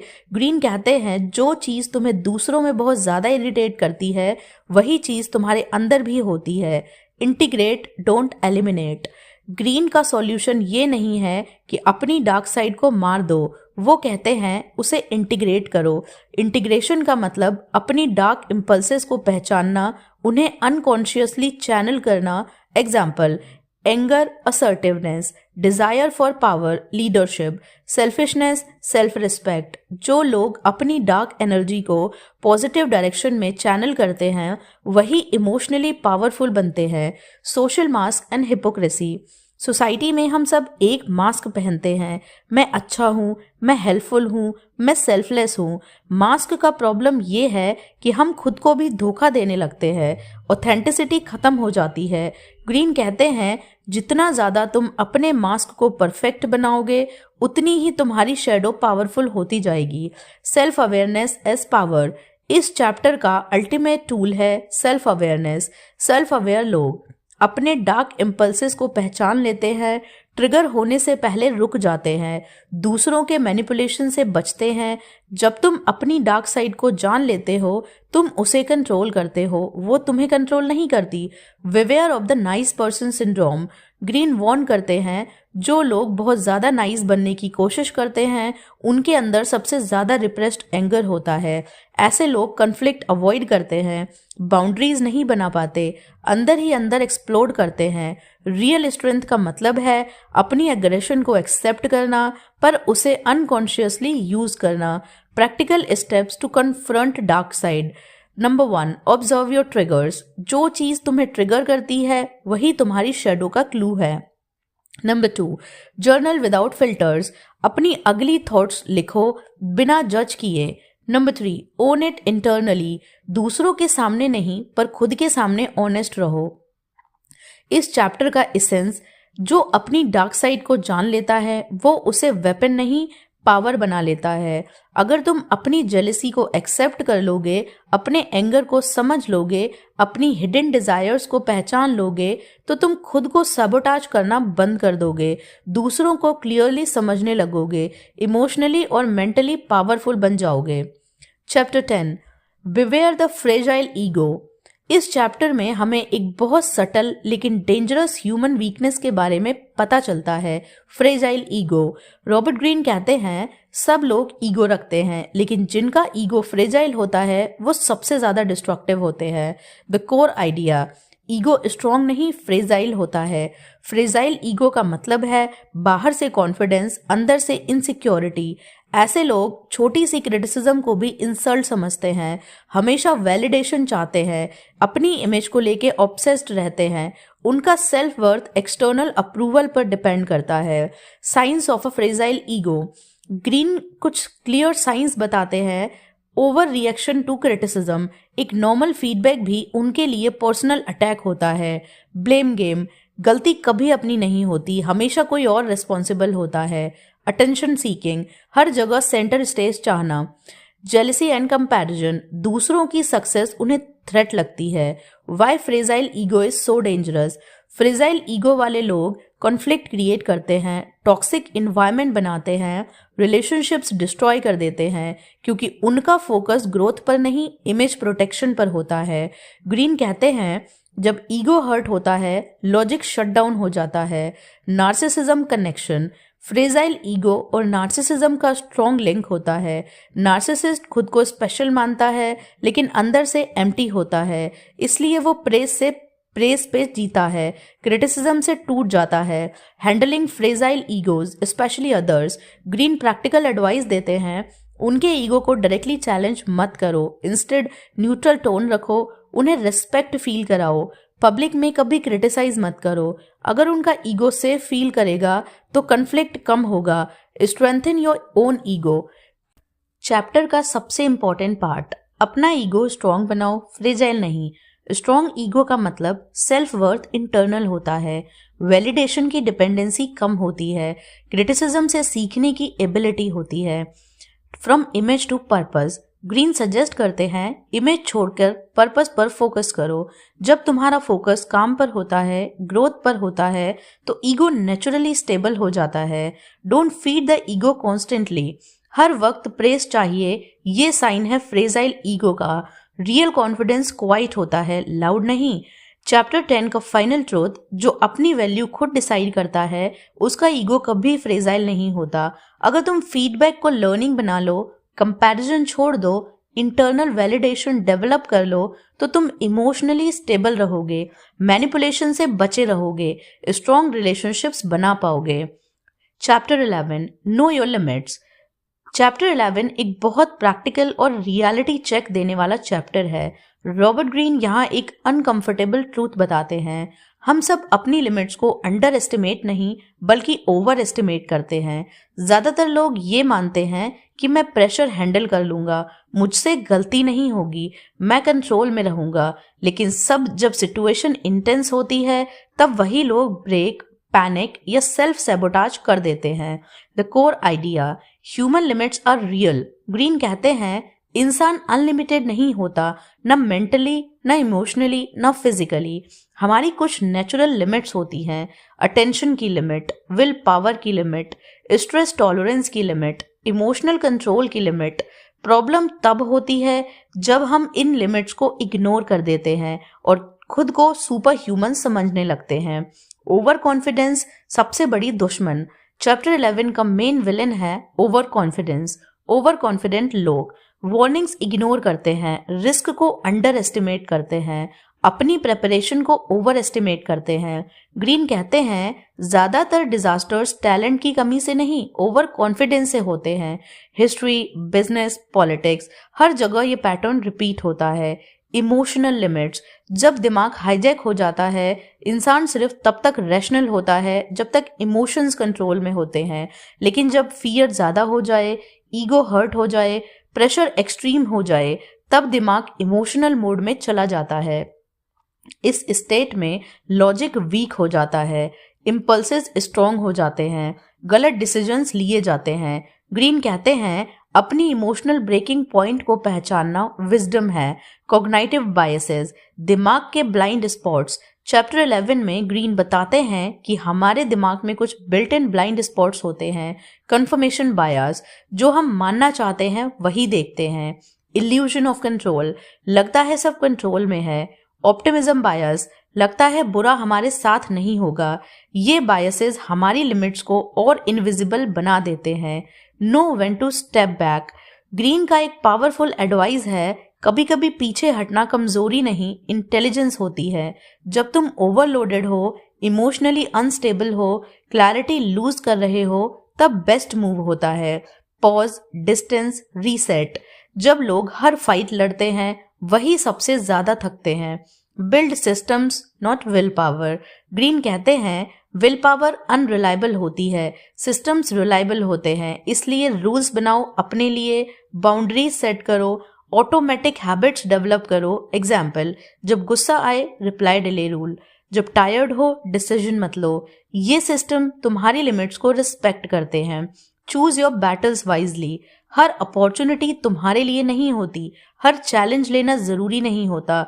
ग्रीन कहते हैं अपनी स्ट्रेंथ और वीकनेसेस दोनों को क्लियरली जानो। स्मार्ट लोग अपनी एनर्जी सही जगह इन्वेस्ट करते हैं, अपनी वीकनेसेस को मैनेज करते हैं, डिनाई नहीं। सेल्फ नॉलेज मतलब पावर। इस चैप्टर का डीपेस्ट मैसेज है खुद को जान लेना ही रियल इंटेलिजेंस है। जब तुम अपने ट्रिगर्स जानते हो, अपनी फटीग सिग्नल्स पहचानते हो, अपनी इमोशनल लिमिट समझते हो, तब तुम कम गलतियां करते हो, ज्यादा सस्टेनेबल सक्सेस पाते हो, लॉन्ग टर्म में जीतते हो। Beware of burnout, Greene warn करते हैं बर्नआउट अचानक नहीं होता, इग्नोर करने से होता है। Signs, constant irritation, lack of focus, emotional numbness, ये साइंस तुम्हारी लिमिट्स के अलार्म होते हैं, उन्हें इग्नोर मत करो। चैप्टर 11 का फाइनल ट्रूथ, जो अपनी लिमिट्स को मानता है वही उनके अंदर स्मार्टली काम कर पाता है। अगर तुम ओवर कॉन्फिडेंस कम कर दो, सेल्फ अवेयरनेस बढ़ा लो, सिस्टम्स और बाउंड्रीज बना लो, तो तुम प्रेशर में भी स्टेबल रहोगे, बड़े मिस्टेक से बचोगे और ज्यादा मैच्योर पावरफुल डिसीजंस लोगे।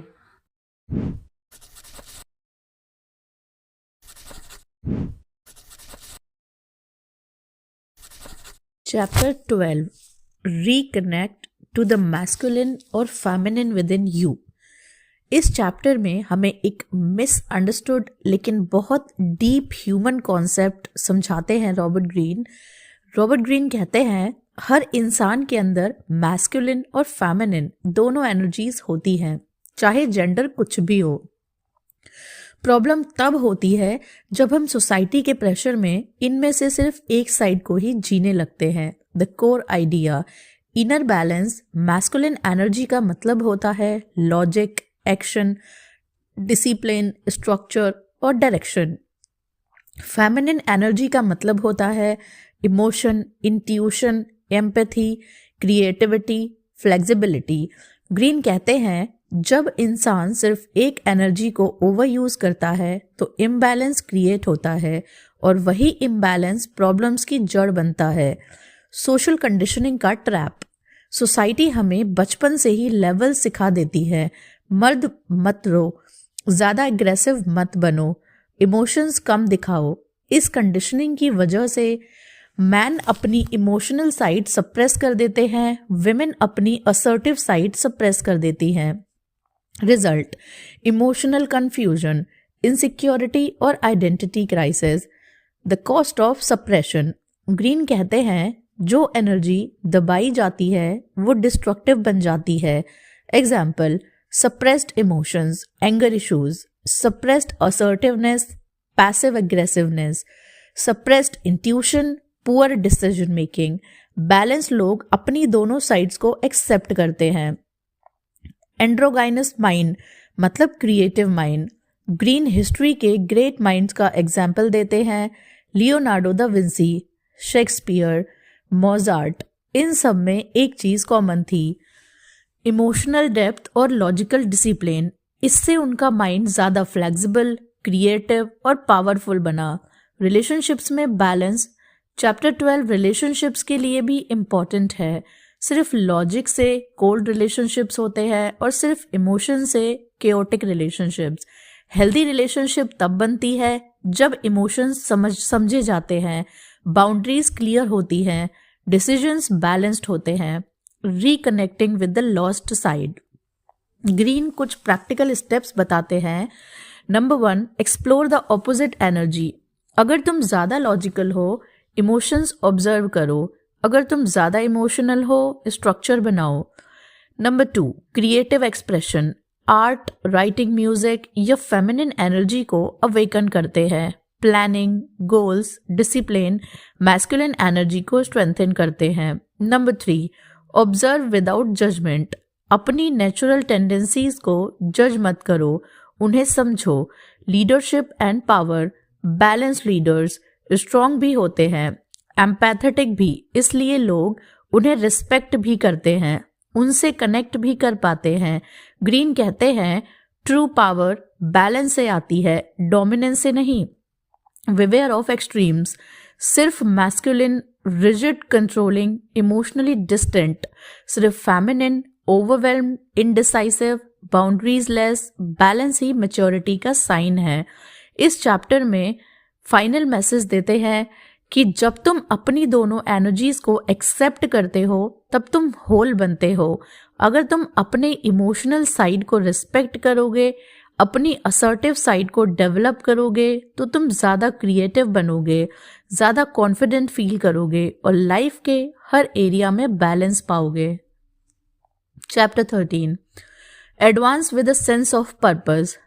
इस चैप्टर में रॉबर्ट ग्रीन हमें एक सिंपल लेकिन लाइफ चेंजिंग प्रिंसिपल बताते हैं। जो इंसान अपनी लाइफ में पर्पस से काम करता है वो चैलेंजेस को इजीली फेस कर लेता है और लॉन्ग टर्म सक्सेस अचीव करता है। रॉबर्ट ग्रीन कहते हैं कि ज़्यादातर लोग एमलेस रहते हैं, सिर्फ डे टू डे सर्वाइव करते हैं, लेकिन पर्पस ड्रिवन लोग हर सिचुएशन में स्ट्रॉन्ग, मोटिवेटेड और रेजिलिएंट रहते हैं। The core idea, purpose is your north star. Purpose का मतलब सिर्फ करियर गोल नहीं, बल्कि लाइफ का direction, personal mission, reason for growth. Greene कहते हैं purpose gives life structure, clarity and resilience. जब तुम्हारा पर्पस क्लियर होता है, डिसीजंस इजी हो जाते हैं, प्रेशर मैनेजेबल लगता है, एक्सटर्नल ओपिनियंस इम्पैक्ट नहीं करते। Aimless life versus purpose driven life. Aimless life external validation पे dependent, emotional highs and lows से कंट्रोल होती है, easily distracted, long term vision missing. Purpose driven life internal compass strong होता है, obstacles temporary लगते हैं, फोकस क्लियर होता है, एनर्जी और टाइम वाइजली यूज होते हैं। ग्रीन कहते हैं कि पर्पस ही इंसान को मास्टरी और फुलफिलमेंट देता है। Find your true calling. Chapter 13 के की स्टेप्स। Number 1, reflect deeply. अपनी पैशंस और इंटरेस्ट आइडेंटिफाई करो। क्या तुम्हें नेचुरली एक्साइट करते हैं? किस काम में तुम टाइम का पता ही नहीं चलता? Number 2, identify core strengths. तुम्हारे स्किल्स और नेचुरल एबिलिटीज को समझो। पर्पस वही बनेगा जो तुम्हारे स्ट्रेंथ के साथ अलाइन हो। Number 3, align with values. सिर्फ मनी या फेम के लिए काम मत करो। ट्रू पर्पस वही है जो तुम्हारे वैल्यूज के साथ मैच करता हो। Obstacles are fuel. ग्रीन कहते हैं कि पर्पस ड्रिवन लोग ऑब्स्टेकल्स को प्रॉब्लम नहीं, अपॉर्चुनिटी समझते हैं, ग्रोथ का फ्यूएल बनाते हैं, टेम्पररी सेटबैक से डीमोटिवेट नहीं होते। ये लोग फेलियर को लेसन और प्रैक्टिस के रूप में देखते हैं। Clarity reduces chaos. जब तुम्हारा पर्पस क्लियर होता है, अटेंशन और फोकस शार्प हो जाते हैं, एक्सटर्नल डिस्ट्रैक्शंस कम लगते हैं, इमोशनल ड्रामा और केओस का इम्पैक्ट रिड्यूस होता है। ग्रीन का एग्जाम्पल है कि हिस्टोरिकल लीडर्स और इन्वेंटर्स का सक्सेस का सीक्रेट था उनका sense of purpose. Practical steps to strengthen purpose. Write down your purpose. Clear statement लिखो, डेली या वीकली रिव्यू करो। Break purpose into milestones. Long term को स्मॉल अचीवेबल गोल्स में डिवाइड करो। प्रोग्रेस मेजरेबल हो, मोटिवेशन कांस्टेंट रहे। Surround yourself with align people.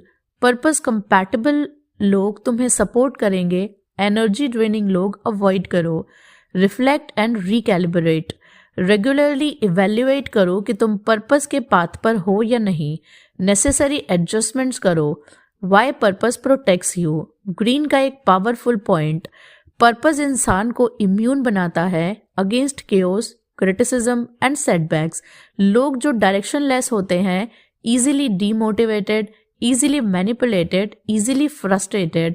Purpose driven लोग resilient, self motivated और emotionally stable होते हैं.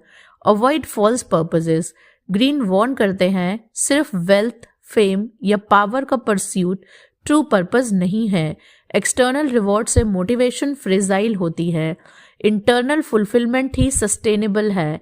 ट्रू पर्पस वो होता है जो तुम्हें वेकअप एक्साइटेड फील कराए हर डे. जब तुम्हारे लाइफ पर्पस स्ट्रांग हो तब तक तुम ऑब्स्टिकल्स को अपॉर्चुनिटीज में, प्रेशर को मोटिवेशन में और केओस को क्लैरिटी में कन्वर्ट कर सकते हो. अगर तुम अपनी स्ट्रेंथ और वैल्यूज समझोगे, गोल्स के साथ अलाइंड लाइफ जियोगे, रेगुलर रिफ्लेक्शन और रिकैलिब्रेशन करोगे तो तुम ज़्यादा रेजिलिएंट और फोकस बनोगे, लॉन्ग टर्म फुलफिलमेंट अचीव करोगे और लाइफ का हर चैलेंज को कॉन्फिडेंटली फेस करोगे. Chapter 14 resist the downward pull of the group. इस चैप्टर में एक क्रिटिकल लेसन देते हैं जो पर्सनल और प्रोफेशनल लाइफ दोनों के लिए इसेंशियल है. हम इंसान नेचुरली ग्रुप के इन्फ्लुएंस में आते हैं और अक्सर अपनी इंडिविजुअलिटी लूज कर देते हैं. रॉबर्ट ग्रीन कहते हैं कि लोग ग्रुप के प्रेशर को समझ नहीं पाते और ब्लाइंडली फॉलो करते हैं. इसे गलतियां और रिग्रेट्स होते हैं. The core idea, the pull of the group. हमारा दिमाग नेचुरली सोशल अप्रूवल और बिलोंगिंग के लिए डिज़ाइन हुआ है. ग्रुप डायनामिक्स में एक्सेप्टेंस और रिजेक्शन का फियर होता है. सोशल कन्फर्मिटी का प्रेशर होता है. मेजॉरिटी ओपिनियन ऑटोमेटिकली कन्विंसिंग लगता है. ग्रीन कहते हैं group mentality can cloud judgment even for intelligent people. Why group influence is dangerous. Group influence के कुछ dangers. Loss of critical thinking. जब मेजॉरिटी कुछ डिसाइड कर ले, लोग क्वेश्चन करना छोड़ देते हैं. Everyone is doing it so it must be right. Mindset develop होता है. Emotional contagion. एक नेगेटिव वाइब, पैनिक या ओवर एक्साइटमेंट पूरे ग्रुप में स्प्रेड हो जाता है. इंडिविजुअल लॉजिक फेल हो जाता है. Herd behaviour. Stock market crashes, mass hysteria, office politics, ये सब एग्जाम्पल्स हैं जहां लोग ब्लाइंडली फॉलो करते हैं. Individuality versus conformity. ग्रीन कहते हैं जो अपनी इंडिविजुअलिटी प्रोटेक्ट करते हैं वही लॉन्ग टर्म में ज़्यादा सक्सेसफुल और बैलेंस्ड होते हैं. ग्रुप के प्रेशर में ओरिजिनल आइडिया सप्रेस हो जाते हैं. इंडिपेंडेंट थिंकिंग कम हो जाती है. इमोशनल मैनिपुलेशन ईजी हो जाता है. Signs you are under group pull. हर डिसीजन ग्रुप की ओपिनियन पे डिपेंड कर रहा है. खुद के इंस्टिंक्ट्स इग्नोर हो रहे हैं. लोगों के रिएक्शन से ही मूड स्विंग्स हो रहे हैं. ग्रीन वॉर्न करते हैं कि अगर ये पैटर्न्स रिपीटेड हैं तो तुम ग्रेजुअली अपनी ऑटोनॉमी लूज कर रहे हो. Strategies to resist the pull. Step back mentally. Group के ओपिनियंस को एनालाइज करो. तुरंत फॉलो करने से पहले पॉज करो. Observe group dynamics. आइडेंटिफाई करो ग्रुप की मोटिवेशन क्या है. इमोशनल ट्रिगर्स और हिडन एजेंडाज देखना सीखो. Build independent judgment. अपने फैक्ट और रीजनिंग पे डिसीजन लो. ग्रुप के कंसेंसस को बेसलाइन मत बनाओ. Emotional detachment. ग्रीन कहते हैं कि रेजिस्ट करने का बेस्ट टूल है इमोशनल डिटैचमेंट. मेजॉरिटी ओपिनियन को पर्सनल मत लो. पीयर प्रेशर से रिएक्ट मत करो. काम और एनालिटिकल माइंडसेट डेवलप करो. Learn from history. हिस्ट्री में बहुत एग्जाम्पल्स हैं जहाँ इंडिविजुअल्स ने ग्रुप के इरेशनल बिहेवियर को रेजिस्ट किया. लीडर्स जो अनपॉपुलर डिसीजन लेके लॉन्ग टर्म सक्सेस लाते हैं. इन्वेंटर्स जो सोसाइटी के नॉर्म्स के अगेंस्ट इनोवेट करते हैं. एक्टिविस्ट जो मास प्रेशर के बावजूद अपनी प्रिंसिपल्स फॉलो करते हैं. ये एग्जाम्पल्स ये शो करते हैं कि इंडिविजुअल विजन का पावर ग्रुप के पुल से ज़्यादा स्ट्रांग होता है. Beware of emotional leverage. Greene warn करते हैं ग्रुप्स अक्सर इमोशनल मैनिपुलेशन यूज करते हैं. गिल्ट, फियर और अर्जेंसी क्रिएट करके डिसीजंस फोर्स करते हैं. जो लोग अवेयर हैं वो इस लेवरेज को इजीली रेजिस्ट कर लेते हैं. अपनी इंडिविजुअलिटी और क्रिटिकल थिंकिंग को बचाओ. ग्रुप के इमोशनल पुल को ब्लाइंडली फॉलो मत करो.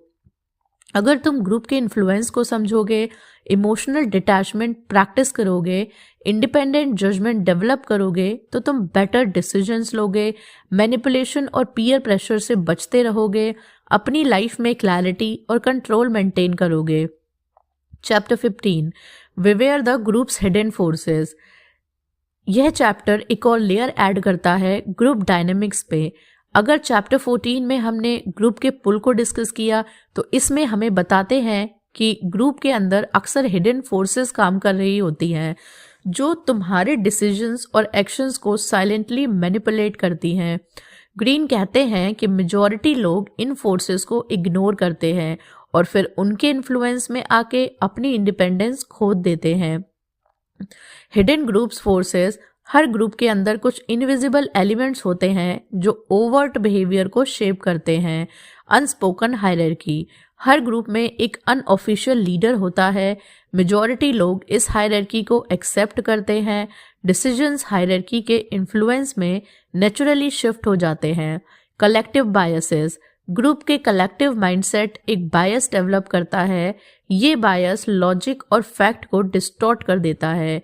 इमोशनल ट्रिगर्स और पास्ट एक्सपीरियंसेस रीइंफोर्स होते हैं। Peer pressure plus fear, social approval चाहने की डिजायर लोगों को मैनिपुलेट करती है। रिजेक्शन का फियर साइलेंटली कंट्रोल करता है कि कौन क्या बोला या करे।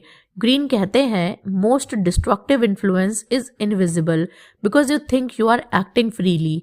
Why it's dangerous, hidden forces का डेंजर ये है कि लोग अपनी एजेंसी लूज कर देते हैं और फिर उनकी डिसीजंस नेचुरली ग्रुप का एजेंडा के अलाइन हो जाती है। एग्जाम्पल, ऑफिस पॉलिटिक्स में अनऑफिशियल रूल्स फॉलो करना, सोशल ट्रेंड्स और फैक्ट्स ब्लाइंडली अडॉप्ट करना, मास हिस्टीरिया में लॉजिकल थिंकिंग फेल हो जाना।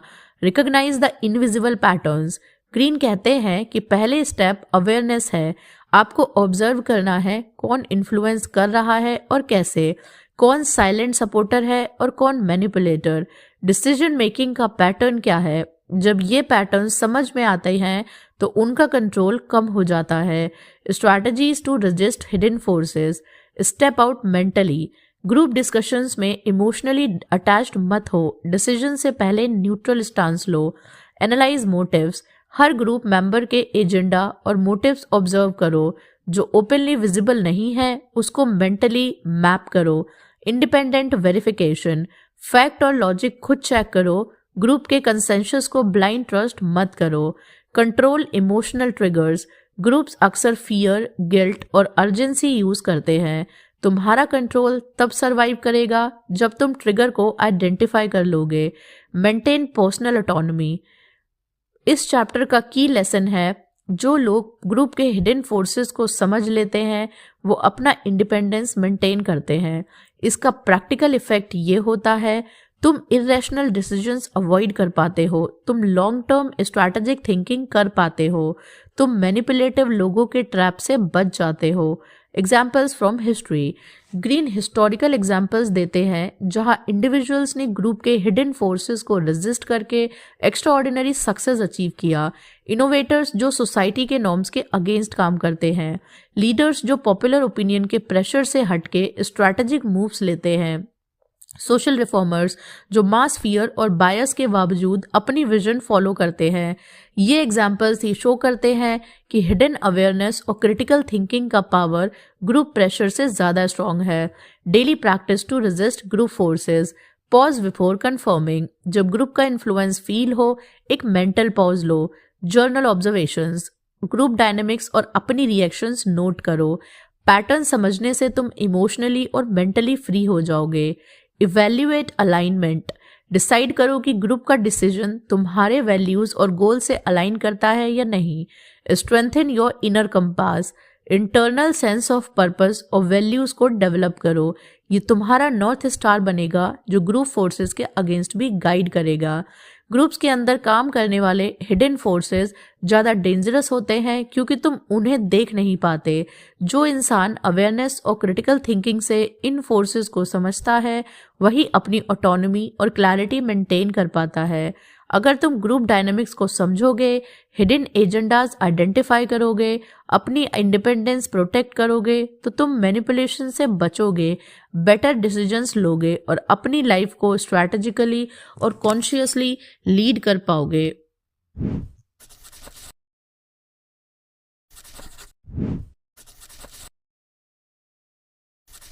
Chapter 16 Resist the Pull of the Group Social Intelligence। Chapter 16 Robert Greene की किताब का एक और क्रूशियल पार्ट है जो हमें बताता है कि हर इंसान को ग्रुप का पुल नेचुरली अट्रैक्ट करता है, लेकिन जो लोग सोशल इंटेलिजेंस डेवलप करते हैं वो इस पुल को रेजिस्ट कर सकते हैं और अपनी इंडिपेंडेंस मेंटेन करते हैं। ये चैप्टर पिछले 2 चैप्टर से क्लोजली कनेक्टेड है, लेकिन इसमें फोकस है सोशल अवेयरनेस और इमोशनल इंटेलिजेंस के टूल्स पर। The core idea social intelligence का मतलब है दूसरों के मोटिव्स, इमोशंस और हिडन एजेंडाज को एक्यूरेटली समझना और उस हिसाब से रिस्पॉन्ड करना। ग्रीन कहते हैं कि हर इंसान सोशल इन्वायरमेंट में लिव करता है। जो लोग इस इन्वायरमेंट को ऑब्जर्व और डिकोड करते हैं वो ग्रुप प्रेशर के अंडर भी अपना इंडिपेंडेंट थिंकिंग मेंटेन करते हैं। Why social intelligence matters. Social intelligence से तुम हिडन मैनिपुलेशंस आइडेंटिफाई कर सकते हो, पीयर प्रेशर और हर्ट बिहेवियर से बच सकते हो, स्ट्रैटेजिक रिलेशनशिप्स बिल्ड कर सकते हो। जो लोग सिर्फ इमोशनल या रैशनल इंटेलिजेंस पे रिलाई करते हैं वो ऑफन ग्रुप के इन्फ्लुएंस में इजीली आ जाते हैं। Components of social intelligence. Green कहते हैं कि सोशल इंटेलिजेंस के कुछ कोर एलिमेंट्स होते हैं। नंबर 1 एम्पैथी, दूसरों के इमोशंस और थॉट्स समझने की एबिलिटी, इमोशनल क्यूज रीड करना। Number 2 social awareness, group dynamics और पावर स्ट्रक्चर्स को समझना, अनस्पोकन रूल्स और एक्सपेक्टेशंस आइडेंटिफाई करना। नंबर 3 सेल्फ कंट्रोल, अपनी इमोशनल रिएक्शंस को रेगुलेट करना, इम्पल्सिव कन्फॉर्मिटी अवॉइड करना। नंबर 4 स्ट्रैटेजिक अडेप्टेबिलिटी, ग्रुप के प्रेशर के अंडर भी अपना एजेंडा और गोल्स मेंटेन करना, नेसेसरी कॉम्प्रोमाइजेस और बाउंड्रीज बैलेंस करना। Recognising the pull of the group. Greene बताते हैं कि ग्रुप्स अक्सर सटल वेज में इन्फ्लुएंस करते हैं। पॉपुलर ओपिनियन को हाईलाइट करना, फियर ऑफ रिजेक्शन और रिडिक्यूल क्रिएट करना, रिवॉर्ड और रिकॉग्निशन को कंट्रोल करना, ये फोर्सेस मोस्टली इनविजिबल होते हैं, लेकिन जो लोग ऑब्जर्वेंट और सोशली अवेयर होते हैं वो इन्हें आइडेंटिफाई कर लेते हैं और रेजिस्ट करते हैं। Practical tools to build social intelligence. Number 1 observe first speak later, पहले ग्रुप का बिहेवियर ऑब्जर्व करो, लोगों को अनस्पोकन मोटिव्स समझने की कोशिश करो। Number 2 read between the lines, body language, tone और माइक्रो एक्सप्रेशंस देखो, हर स्टेटमेंट लिटरल नहीं होता, कॉन्टेक्स्ट समझना जरूरी है। Number 3 control your reactions, immediate emotional response मत दो, काम और कंपोज्ड रह के सिचुएशन असेस करो। नंबर 4 सेट बाउंड्रीज, अपनी वैल्यूज और गोल्स के अगेंस्ट कॉम्प्रोमाइज मत करो, नो बोलना सीखो बिना गिल्ट फील किए। Influence without being influenced. Green कहते हैं कि सोशल इंटेलिजेंस का अल्टीमेट स्किल है दूसरों को इन्फ्लुएंस करना बिना खुद मैनिपुलेट हुए। ये स्किल यूज करके तुम नेगोशिएशंस में एडवांटेज ले सकते हो, लीडरशिप और रिस्पेक्ट अर्न कर सकते हो, अपनी स्ट्रैटेजिक पोजीशन प्रोटेक्ट कर सकते हो। Common pitfalls, blindly following majority, over thinking और over analysing group dynamics, ignoring personal instincts. Greene warn करते हैं कि बैलेंस क्रिटिकल है। सोशल इंटेलिजेंस का मतलब ये नहीं कि तुम पैरोनिया में जियो, बल्कि अवेयर और स्ट्रैटेजिक बनो। जो इंसान सोशल इंटेलिजेंस डेवलप करता है वो ग्रुप के इनविजिबल पुल्स को रेजिस्ट कर सकता है, अपनी ऑटोनॉमी मेंटेन कर सकता है और स्ट्रैटेजिकली लाइफ लीड कर सकता है। अगर तुम एम्पैथी और अवेयरनेस बिल्ड करोगे, इमोशनल कंट्रोल और ऑब्जर्वेशन प्रैक्टिस करोगे, बाउंड्रीज और पर्सनल वैल्यूज प्रोटेक्ट करोगे, तो तुम बेटर डिसीजंस लोगे, मैनिपुलेशंस और पीयर प्रेशर से बचोगे और अपनी सोशल इन्वायरमेंट को अपने फेवर में यूज कर पाओगे।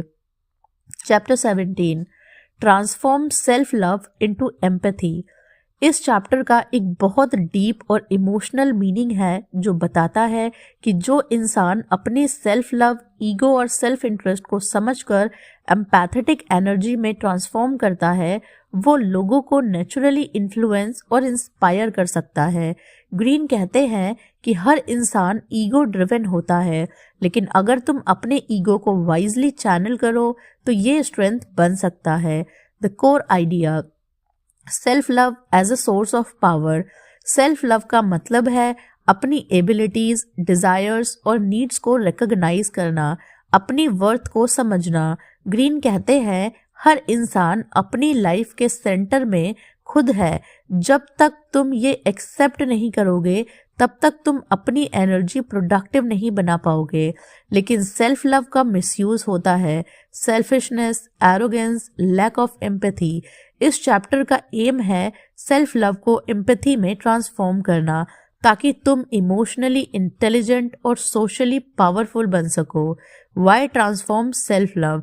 अगर तुम सिर्फ सेल्फ लव पे फोकस करते हो, तुम दूसरों को मैनिपुलेट करने लगते हो, रिलेशनशिप्स टॉक्सिक हो जाती हैं, ट्रस्ट और इन्फ्लुएंस खत्म हो जाता है। ग्रीन कहते हैं कि एम्पैथी एक स्किल है और सेल्फ लव को एम्पैथेटिक माइंडसेट में कन्वर्ट करना एडवांस सोशल इंटेलिजेंस का पार्ट है। Understanding others through your own experience. Green का सिंपल फॉर्मूला है अपनी इमोशंस और ड्राइव्स को समझो, दूसरों के पर्सपेक्टिव को समझने के लिए यूज करो। एग्जाम्पल, अगर तुम जेलसी फील करते हो, समझो कि ये नेचुरल है, फिर अपनी एक्सपीरियंस को एनालाइज करो। दूसरों के जेलसी या इनसिक्योरिटी कैसे समझो। ये प्रोसेस तुम्हारी अंडरस्टैंडिंग डीपन करता है, तुम्हारा जजमेंट बैलेंस्ड और कंपैशनेट बनाता है। Empathy as influence. एम्पैथी सिर्फ इमोशनल स्किल नहीं है, ये स्ट्रैटेजिक टूल है। लोग नेचुरली कनेक्ट करते हैं, लोग ट्रस्ट और रिस्पेक्ट देते हैं। तुम उनके इमोशंस और डिसीजंस इन्फ्लुएंस कर सकते हो। ग्रीन कहते हैं सबसे पावरफुल लीडर्स और नेगोशिएटर्स वो होते हैं जो पहले समझते हैं फिर रिस्पॉन्ड करते हैं। Practical steps to transform self love. Number 1, self reflection. अपनी डिजायर्स, मोटिव्स और इनसिक्योरिटीज आइडेंटिफाई करो। ये मैप तुम्हें दूसरों को समझने में हेल्प करेगा। Number 2, emotional calibration. अपनी इमोशंस को लेवल करो, रिकॉग्नाइज करो कि कौन से ईगो ड्रिवन है और कौन से प्रोडक्टिव। Number 3, perspective shift. दूसरों के व्यू पॉइंट से सिचुएशन को एनालाइज करो, अगर मैं उनकी जगह होता तो क्या फील करता। Number 4, channel energy productivity. अपनी एम्बिशन, ड्राइव और सेल्फ इंटरेस्ट को पॉजिटिव गोल्स के लिए यूज करो। Avoid manipulative behaviour. Benefits of empathy transformation. Relationships stronger बनते हैं, इन्फ्लुएंस और परसुएशन नेचुरली इंप्रूव होते हैं, पर्सनल ग्रोथ और इमोशनल बैलेंस अचीव होता है, ग्रुप और सोशल डायनामिक्स इजीली नेविगेट किए जा सकते हैं। ग्रीन कहते हैं कि जो अपने ईगो को अंडरस्टैंड और इंटीग्रेट कर लेता है वो इमोशनल और सोशली मास्टर बनता है। Common mistakes, self love ignore करना, इनसिक्योर और रिसेंटफुल बन जाते हैं, सेल्फिशनेस को एम्पैथी के नाम पे जस्टिफाई करना, ट्रस्ट लूज होता है। एम्पैथी सिर्फ सुपरफिशियल लोग इजीली डिटेक्ट कर लेते हैं। ट्रू ट्रांसफॉर्मेशन का मतलब है बैलेंस और कॉन्शियस एप्लीकेशन। सेल्फ लव को इग्नोर मत करो, लेकिन उससे विजडम और एम्पैथी में कन्वर्ट करो। जो इंसान ये कर लेता है वो नेचुरली इन्फ्लुएंशियल, रिस्पेक्टेड और इमोशनली मैच्योर बन जाता है। अगर तुम अपने ईगो को समझो और एक्सेप्ट करो, अपनी ड्राइव्स को एम्पैथेटिक लेंस में एनालाइज करो, दूसरों के पर्सपेक्टिव को रिस्पेक्ट और अंडरस्टैंड करो, तो तुम स्ट्रॉन्ग रिलेशनशिप बिल्ड करोगे, सोशल इन्फ्लुएंस इन्हांस करोगे और लाइफ के हर इंटरेक्शन में इमोशनली इंटेलिजेंट रहोगे। Chapter 18 resist the downward pull of self sabotage. इस चैप्टर का एक बहुत इम्पॉर्टेंट और प्रैक्टिकल लेसन देता है हमें। जो इंसान अपने अनकॉन्शियस इम्पल्सेस और सेल्फ डिस्ट्रक्टिव टेंडेंसीज को आइडेंटिफाई कर लेता है और इन्हें कंट्रोल करता है, वही लॉन्ग टर्म सक्सेस और पीस अचीव करता है। ग्रीन कहते हैं कि सबसे बड़ी थ्रेट हमेशा बाहर से नहीं बल्कि हमारे अंदर से आती है, अपनी ही वीकनेस और हैबिट से। The core idea self sabotage. Self sabotage का मतलब है अपनी ही सक्सेस को ब्लॉक करना, अपने गोल्स के अगेंस्ट एक्शंस लेना, इम्पल्सिव, इमोशनल और इरेशनल बिहेवियर रिपीट करना। ग्रीन कहते हैं हर इंसान के अंदर ऐसी टेंडेंसीज होती हैं जो उनके पोटेंशियल को लिमिट करते हैं। अवेयरनेस ही फर्स्ट स्टेप है। सेल्फ सैबोटाज का रूट अक्सर अनकॉन्शियस होता है, इसलिए लोग अपने पैटर्न्स पहले नहीं समझते। Common patterns of self sabotage. Number 1 procrastination, काम डिले करना और last moment panic, fear of failure और परफेक्शनिज्म से linked. Number 2 emotional reactivity, impulse decisions, arguments या कॉन्फ्लिक्ट्स अननेसेसरीली एस्केलेट करना। Number 3 over confidence, risk under estimate करना, preparation और caution ignore करना। नंबर 4 पीपल प्लीजिंग, अपने वैल्यूज कॉम्प्रोमाइज करना सिर्फ एक्सेप्टेंस के लिए, लॉन्ग टर्म गोल्स को इग्नोर करना। नंबर 5 नेगेटिव सेल्फ टॉक, अपनी एबिलिटीज को डाउट करना, सेल्फ वर्थ को अंडरमाइन करना। ग्रीन कहते हैं कि ये पैटर्न्स एक साइकिल बनाते हैं जो सक्सेस और ग्रोथ को रोक देते हैं। Recognise your triggers, self sabotage resist करने का पहला स्टेप है अपनी ट्रिगर्स को पहचानना। कौन से सिचुएशंस में तुम इम्पल्सिव हो जाते हो, कौन से लोग या सर्कमस्टांसेस तुम्हें इमोशनली अनस्टेबल करते हैं, कौन से हैबिट्स रिपीटेडली तुम्हें प्रॉब्लम्स में डालती हैं। जो लोग ये ट्रिगर्स ऑब्जर्व करते हैं वो अपनी एक्शंस को कॉन्शियसली कंट्रोल कर सकते हैं। Transform awareness into action. Green कहते हैं कि सिर्फ अवेयरनेस काफ़ी नहीं, एक्शन लेना भी ज़रूरी है। नंबर 1 पॉज बिफोर रिएक्टिंग, जब अर्ज फील हो तुरंत रिएक्ट मत करो, डीप ब्रेथ और एनालिसिस करो। नंबर 2 रीफ्रेम नेगेटिव थॉट्स, मैं फेल हो जाऊंगा, मैं सीख सकता हूँ। सेल्फ क्रिटिकल थिंकिंग को ग्रोथ ओरिएंटेड थिंकिंग में कन्वर्ट करो। Number 3 set small achievable goals, large goals overwhelm create करते हैं, स्मॉल विंस कॉन्फिडेंस बिल्ड करते हैं। Number 4 surround yourself with accountability, trusted mentor या पीयर जो तुम्हें गाइड करे, जो तुम्हारी सेल्फ डिस्ट्रक्टिव टेंडेंसीज नोटिस कर सके।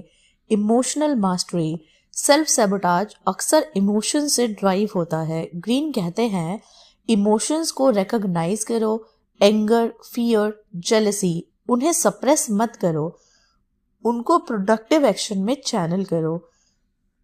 इमोशनल अवेयरनेस से रेशनल डिसीजंस इजी हो जाते हैं। Practical daily practices, reflection journal, दिन के एंड में अपने डिसीजंस और रिएक्शंस ऑब्जर्व करो। आइडेंटिफाई रिकरिंग पैटर्न्स, जो हैबिट्स या ट्रिगर्स रिपीट हो रहे हैं उनको लिस्ट करो।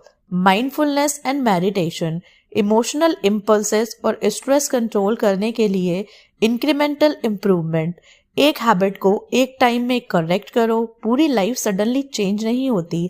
कॉमन पिटफॉल्स, सेल्फ डिनायल मतलब अपनी वीकनेसेस इग्नोर करना, ओवर कॉम्पेंसेशन मतलब सेल्फ डिसिप्लिन का extreme burnout, blame game external circumstances blame करना। ग्रीन कहते हैं कि सेल्फ ऑनेस्टी और इंक्रीमेंटल इम्प्रूवमेंट ही सस्टेनेबल सॉल्यूशन है। अपनी सेल्फ डिस्ट्रक्टिव टेंडेंसीज को आइडेंटिफाई और मैनेज करो। जो इंसान अपनी इम्पल्सेस को कंट्रोल कर लेता है वही लॉन्ग टर्म ग्रोथ और फुलफिलमेंट अचीव कर सकता है। अगर तुम अपने ट्रिगर्स और हैबिट्स ऑब्जर्व करोगे, इमोशनल अवेयरनेस डेवलप करोगे, कॉन्शियस डिसीजंस मेकिंग और इंक्रीमेंटल इम्प्रूवमेंट प्रैक्टिस करोगे तो तुम सेल्फ सैबोटाज का साइकिल तोड़ दोगे, गोल्स को कंसिस्टेंटली अचीव कर पाओगे और इमोशनली और मेंटली स्ट्रॉन्ग बनोगे। Epilogue and final lessons, the laws of human nature. Book का ऑफिशियल लास्ट चैप्टर 18 तक था, लेकिन ग्रीन का एपिलॉग और कंक्लूडिंग लेसन उसकी फिलॉसफी का एसेंस और प्रैक्टिकल एप्लीकेशंस देता है। ये हमें गाइड करता है कि कैसे हम ह्यूमन नेचर की डीप अंडरस्टैंडिंग को अपनी लाइफ और रिलेशनशिप्स में इफेक्टिवली अप्लाई करें। Core idea, mastery of human nature. Green का फाइनल मैसेज है, जो इंसान ह्यूमन नेचर के लॉज को समझता है और उन्हें स्ट्रैटेजिकली यूज करता है, वो ना सिर्फ अपनी लाइफ में सक्सेस और फुलफिलमेंट अचीव करता है, बल्कि इमोशनली और सोशली मास्टर बन जाता है। बुक का पर्पस ये है कि हमें अपने और दूसरों के बिहेवियर के पैटर्न्स आइडेंटिफाई करने आएगा, इमोशनल इंटेलिजेंस, एम्पैथी और सोशल इंटेलिजेंस डेवलप करना आएगा, लाइफ के डिसीजंस को रैशनल और स्ट्रैटेजिक बनाया जा सके। Key takeaways from the epilogue. Number 1, awareness is power. सबसे पहले और इसेंशियल स्टेप अवेयरनेस डेवलप करना है। अपने ईगो, इनसिक्योरिटीज, इम्पल्सेस और अनकॉन्शियस टेंडेंसीज को समझना, दूसरों के हिडन मोटिव्स और बिहेवियरल पैटर्न्स को डिकोड करना। ग्रीन कहते हैं कि जो अवेयर हैं वो प्रिडिक्ट और इन्फ्लुएंस कर सकते हैं। Number 2, self mastery comes first. दूसरों को मैनिपुलेट या इन्फ्लुएंस करने से पहले अपने इम्पल्सेस और इमोशनल रिएक्शंस कंट्रोल करना जरूरी है। शैडो सेल्फ, ईगो और सेल्फ सैबोटाज को फेस करना मस्ट है। जो इंसान सेल्फ मास्टरी अचीव कर लेता है वो कामली और स्ट्रैटेजिकली रिएक्ट कर पाता है। Number 3, empathy is a strategic tool. सिर्फ इमोशनल स्किल नहीं बल्कि स्ट्रैटेजिक एडवांटेज भी है। दूसरों के पर्सपेक्टिव, नीड्स और इनसिक्योरिटीज को समझने से ट्रस्ट और इन्फ्लुएंस बिल्ड होता है, कॉन्फ्लिक्ट्स अवॉइड होते हैं, लीडरशिप और रिलेशनशिप्स स्ट्रॉन्ग बनते हैं। Number 4, recognise hidden forces. Human behaviour अक्सर कॉन्शियस और अनकॉन्शियस फोर्सेस से ड्रिवन होता है। Past traumas, social pressures, ego और डिजायर्स हमेशा रोल प्ले करते हैं। जो इंसान ये अनसीन फोर्सेस समझता है वो रियलिस्टिकली और एम्पैथेटिकली इंटरैक्ट कर पाता है। Number 5, purpose guides life. Aimless इंसान इजीली मैनिपुलेट और डिस्ट्रक्टेड होता है। पर्पस ड्रिवन इंसान इमोशनली स्टेबल, फोकस्ड और रेजिलिएंट होता है। ग्रीन कहते हैं, purpose is the anchor in the turbulent seas of human interactions. Number 6, emotional mastery. Emotions fragile हैं, इजिली ट्रिगर्ड और इन्फ्लुएंस्ड होते हैं। जो इंसान अपनी और दूसरों की इमोशंस ऑब्जर्व और कंट्रोल करता है वो बेटर डिसीजंस लेता है, स्ट्रेस और इम्पल्सिव मिस्टेक्स अवॉइड करता है, सोशल सिचुएशंस और कॉन्फ्लिक्ट्स में काम और कंपोज रह पाता है। Number 7, accept imperfection. Human nature में फ्लॉज नेचुरली एग्जिस्ट करते हैं। Ego, vanity, jealousy, selfishness, denying या आइडियलाइजिंग अनरियलिस्टिक एक्सपेक्टेशंस क्रिएट करता है। एक्सेप्टेंस से क्लैरिटी और रियलिस्टिक अंडरस्टैंडिंग डेवलप होती है, स्ट्रैटेजिक इंटरैक्शंस और रिलेशनशिप्स स्ट्रॉन्ग बनते हैं। Number 8, integration of lessons. Green कहते हैं कि नॉलेज सिर्फ थ्योरेटिकल नहीं होनी चाहिए, उसे अपनी लाइफ में इंटीग्रेट करना जरूरी है। Observe patterns daily, self reflect और identify weaknesses, actionable strategies develop करो। इमोशनल इंटेलिजेंस और एम्पैथी का डेली एप्लीकेशन करो। प्रैक्टिकल एप्लीकेशन, डेली रिफ्लेक्शन, दिन के एंड में इंटरैक्शंस और डिसीजंस एनालाइज करो, पैटर्न्स और इम्प्रूवमेंट्स नोट करो। इमोशनल रेगुलेशन, पॉज और एनालाइज बिफोर रिएक्टिंग, इम्पल्सेस को प्रोडक्टिव एक्शंस में कन्वर्ट करो। एम्पैथेटिक स्ट्रैटेजी, दूसरों के मोटिव्स और साइकोलॉजी समझ के इंटरैक्ट करो। इन्फ्लुएंस और ट्रस्ट बिल्ड करने का फाउंडेशन यही है। Purposeful action, long term goals के साथ अलाइन डिसीजन लो, डिस्ट्रैक्शंस और शॉर्ट टर्म ग्रेटिफिकेशन को इग्नोर करो। Self mastery exercises, journaling, meditation, mindfulness और सेल्फ रिफ्लेक्शन रूटीन बनाओ। अपनी शैडो और ईगो को ऑब्जर्व और इंटीग्रेट करो। ग्रीन्स फाइनल मैसेज, बुक का एपिलॉग और फाइनल लेसन का एसेंस है, जो इंसान ह्यूमन नेचर के पैटर्न्स को समझता है, अपनी डार्क साइड और फ्लॉज कन्फ्रंट करता है, इमोशंस को मास्टर करता है, एम्पैथी और सोशल इंटेलिजेंस डेवलप करता है और अपनी लाइफ में क्लियर पर्पस के साथ एक्शन लेता है, वो ट्रूली इमोशनली, सोशली और स्ट्रैटेजिकली पावरफुल बन जाता है।